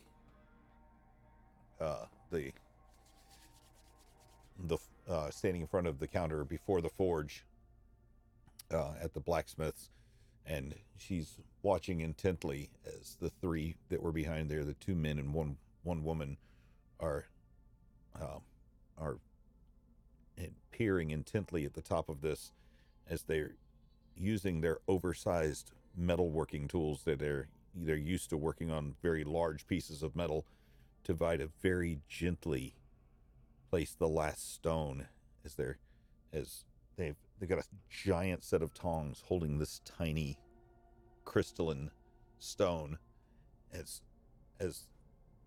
the woman that's back there with her leather apron and her hair piled up on the back of her head is using a 5-pound sledgehammer to very gently and tink, tink, tink, tink, and she stops and holds her breath. I think we've done it, boys. I think we've done it. And holds it up. And all, was it 5 of them, right? Yes. Five of the crystals that you had are now set in a ring around the top of this ring. takes the diamonds that were in them and breaks them off the counter and puts them into a bag and walks out the back and says like, and she hands it to you to inspect. And it's, I hope this is to your liking.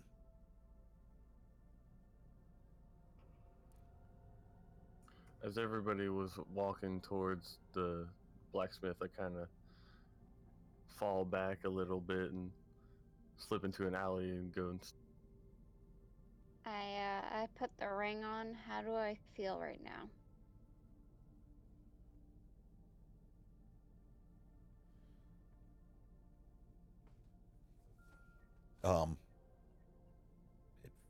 It fits like a glove. It feels really good. Do I feel that the tears have given it any specific properties?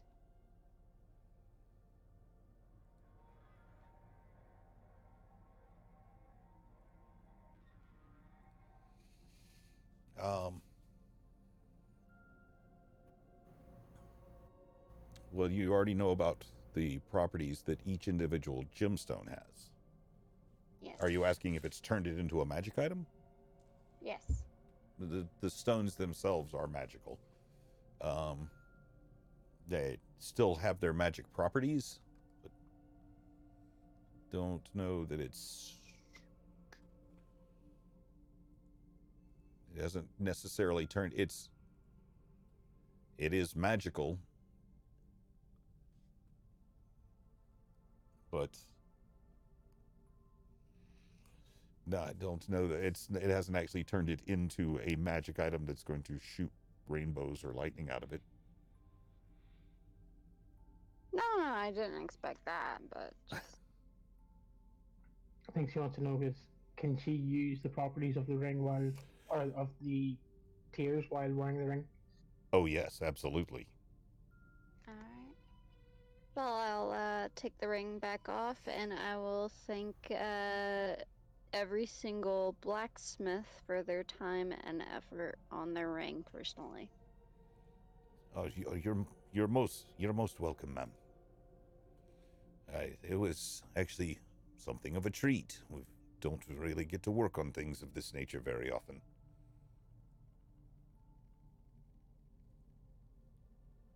And then I will continue looking for my party. They're Wherever they may be. they're actually standing right behind you now. They have Yeah. moved up to where they're. We came in late except for me. you. Except for Richard. Where is Ridry? He Disappeared. was with us.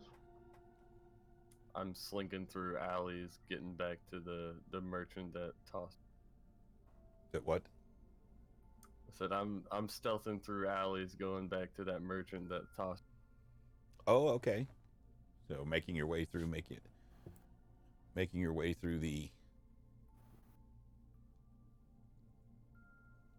it back to Bildreth's Mercantile.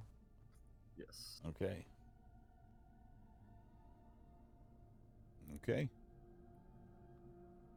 I'd like to sneak up to like a window on the side of the house and look in, see if I see any activity. Okay, so as you make your way back up again,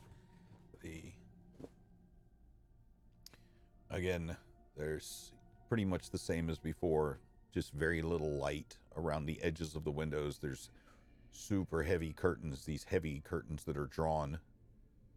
Again, as you make your way around, you can hear the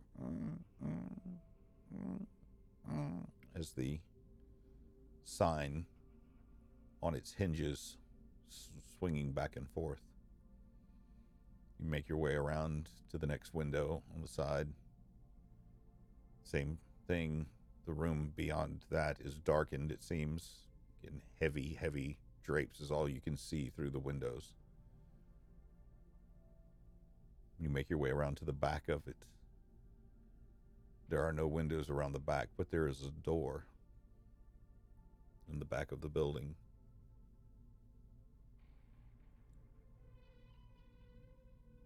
I'd like to try and crack the door and look through.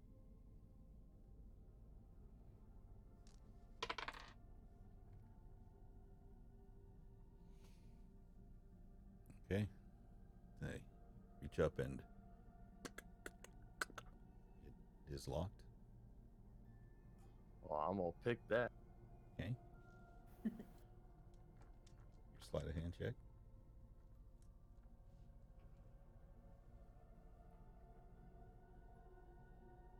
That is a 24. Easy enough. The lock. You reach up to the doorknob and slide the door open. While he's doing this, are we walking back towards the Burgomaster's house? You can walk wherever you want. What do I see inside immediately? As you open the door and take a peek inside, this seems to be a small kitchen area here.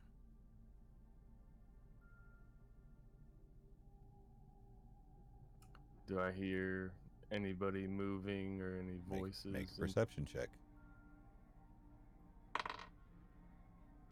That is a 15.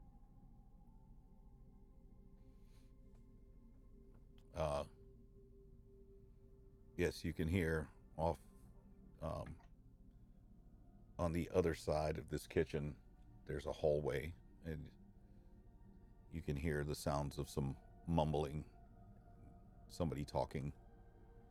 You can't make out what they're saying though, but it's coming from that direction down the hallway. Does it sound like it's coming from the main store? It's coming from further inside the building. Okay, I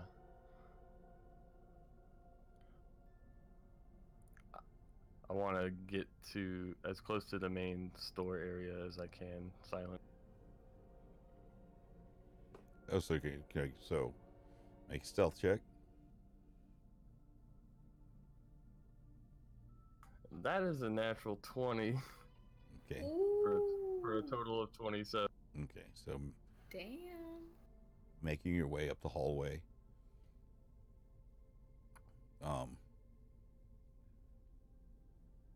There are a couple of there are no doors on them. They're doorways with no doors on them. As you pass rooms where there are like crates and various goods stacked up, you can see there's ropes and block and tackle, different, a couple of were like piles of canvas sacks.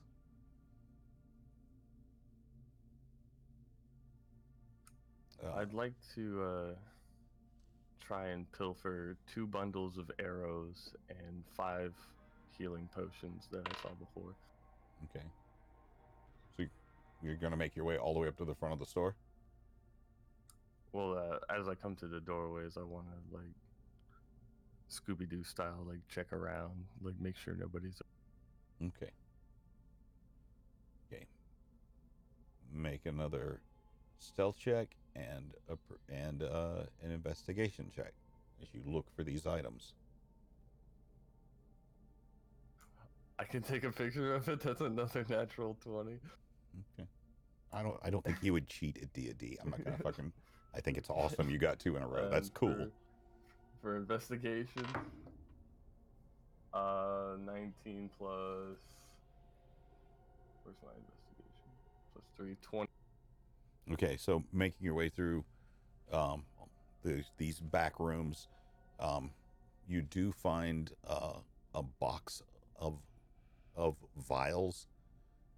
As you lift them up, they don't have that reddish hue that you've seen from healing potions in the past. These look more like vials of acid.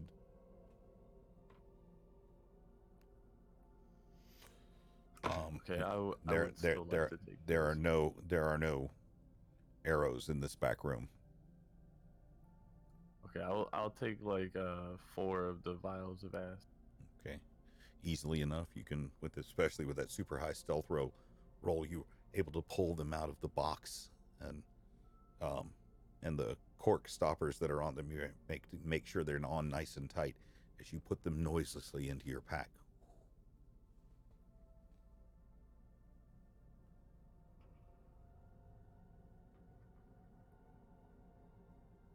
Okay, how close am I to like the front of the store where we were? Where I was you can see down. You can see up ahead. There's the rows of the shelves up ahead of you where they were pulling stuff off from the shelves, and you can see the counter from where you are now.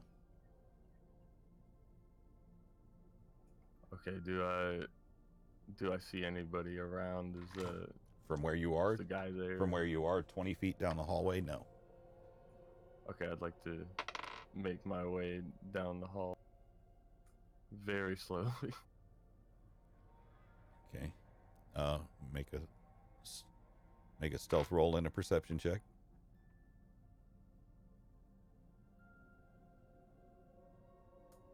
Stealth is a dirty 20. And perception is 15 again. Okay, 15. There is definitely somebody up behind the counter. You can hear them as they start moving stuff back and forth. You know, there's.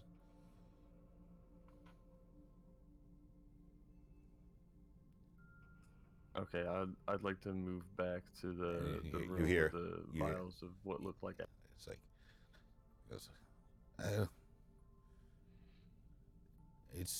it's awful late, Periwimple. Why don't you go lock the front door, and I'll go start getting supper ready.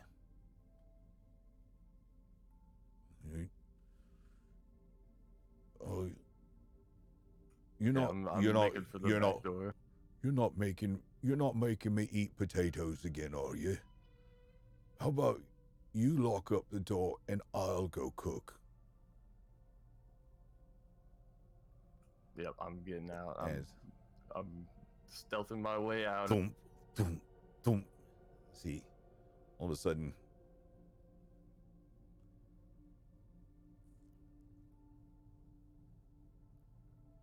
you look back over your shoulder and towards the front of the store, and the hulking figure of Periwimple comes into view at the end of the hallway. And that's where we're going to call it a night. Oh. Damn it, Reddery!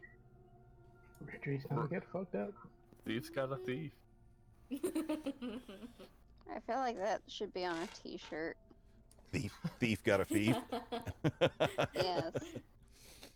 Oh, goodness. I was so fucking mad at you guys last night. Oh my god, I was so fucking mad. Last night? Why? Because I was all set up and ready to go at 7:30. I waited from 7:30 to 8 to 8:15 to 8:20, and nobody showed up. And I jumped into online, and I was like on Jazzy's Twitch, and I was just like, I'm so mad right now. Nobody has bothered to show up for D&D tonight. Nobody bothered to show up for D&D Wednesday. And and everybody in your chat was like, it's fucking Tuesday, you idiot. I was like, oh god. I was like I mean, I would have played last night. I would have too. I tell you what, all that okay, not playing on Sunday, followed by having to take Tina's dumbass to fucking Tennessee on Monday. Oh God. God, yeah, that's And being in the right. car with her because she had to stop every 3 exits to go pee because I got a bladder infection or some whatever fucking junky bullshit she's going through. So anyway, and her for hours and hours not shutting the fuck up. Oh my god, it was maddening. And I Are we still recording, fucking by the way? oh yeah, I should probably stop that. Anyway, I don't care who hears this story because it was but anyway, somehow I lost a fucking day. I thought it was fucking Wednesday all day No, on I Tuesday, think- and I was like, I can't wait to play D&D tonight, and then nobody was there. And I was like, those jerks, they just left. Nobody even said they weren't coming or anything. And Where we left off, I definitely wasn't missing. so Yeah, I think it's a combination of all that, and we didn't play last Wednesday. yeah, didn't last Wednesday or Sunday, and then I was just like Yeah. so stoked and ready to play last night, Just and then fiending for it. and I was like, and I totally jumped the gun. I pulled the trigger on. I had like all my tabs open with your character sheets and all of my notes lined up, and I was like, I went through and I prepped maps, and I was like, oh, this is gonna be awesome. And I was sitting there waiting and waiting. I was like, nobody jumped in Discord. Nobody. I was like, nobody wants to play with me. Aw. Why And didn't you put a message in Discord? huh? Why didn't you put a message in Discord? Yeah, we would have responded. I don't know, because maybe it was more important for me to feel sad. I don't know, because I'm dumb. But, In your Discord, if you do like at everyone and then put a message, everyone gets a notification. Everyone in your Discord gets a notification for that message. Cool. Yeah, I always get little pop-ups. Dude, you whenever should anyone totally posts start a anything. YouTube channel called like fucking Discord help, you know, and just like, you know, fucking Cass's Discord tips, because you always have an answer for everything. I mean, you know more about fucking Discord than anybody I know. But I've set up a few. yeah, you have. Anyway, hey, let's stop recording. Everybody say goodnight. See you guys. Good night. See you. Good night.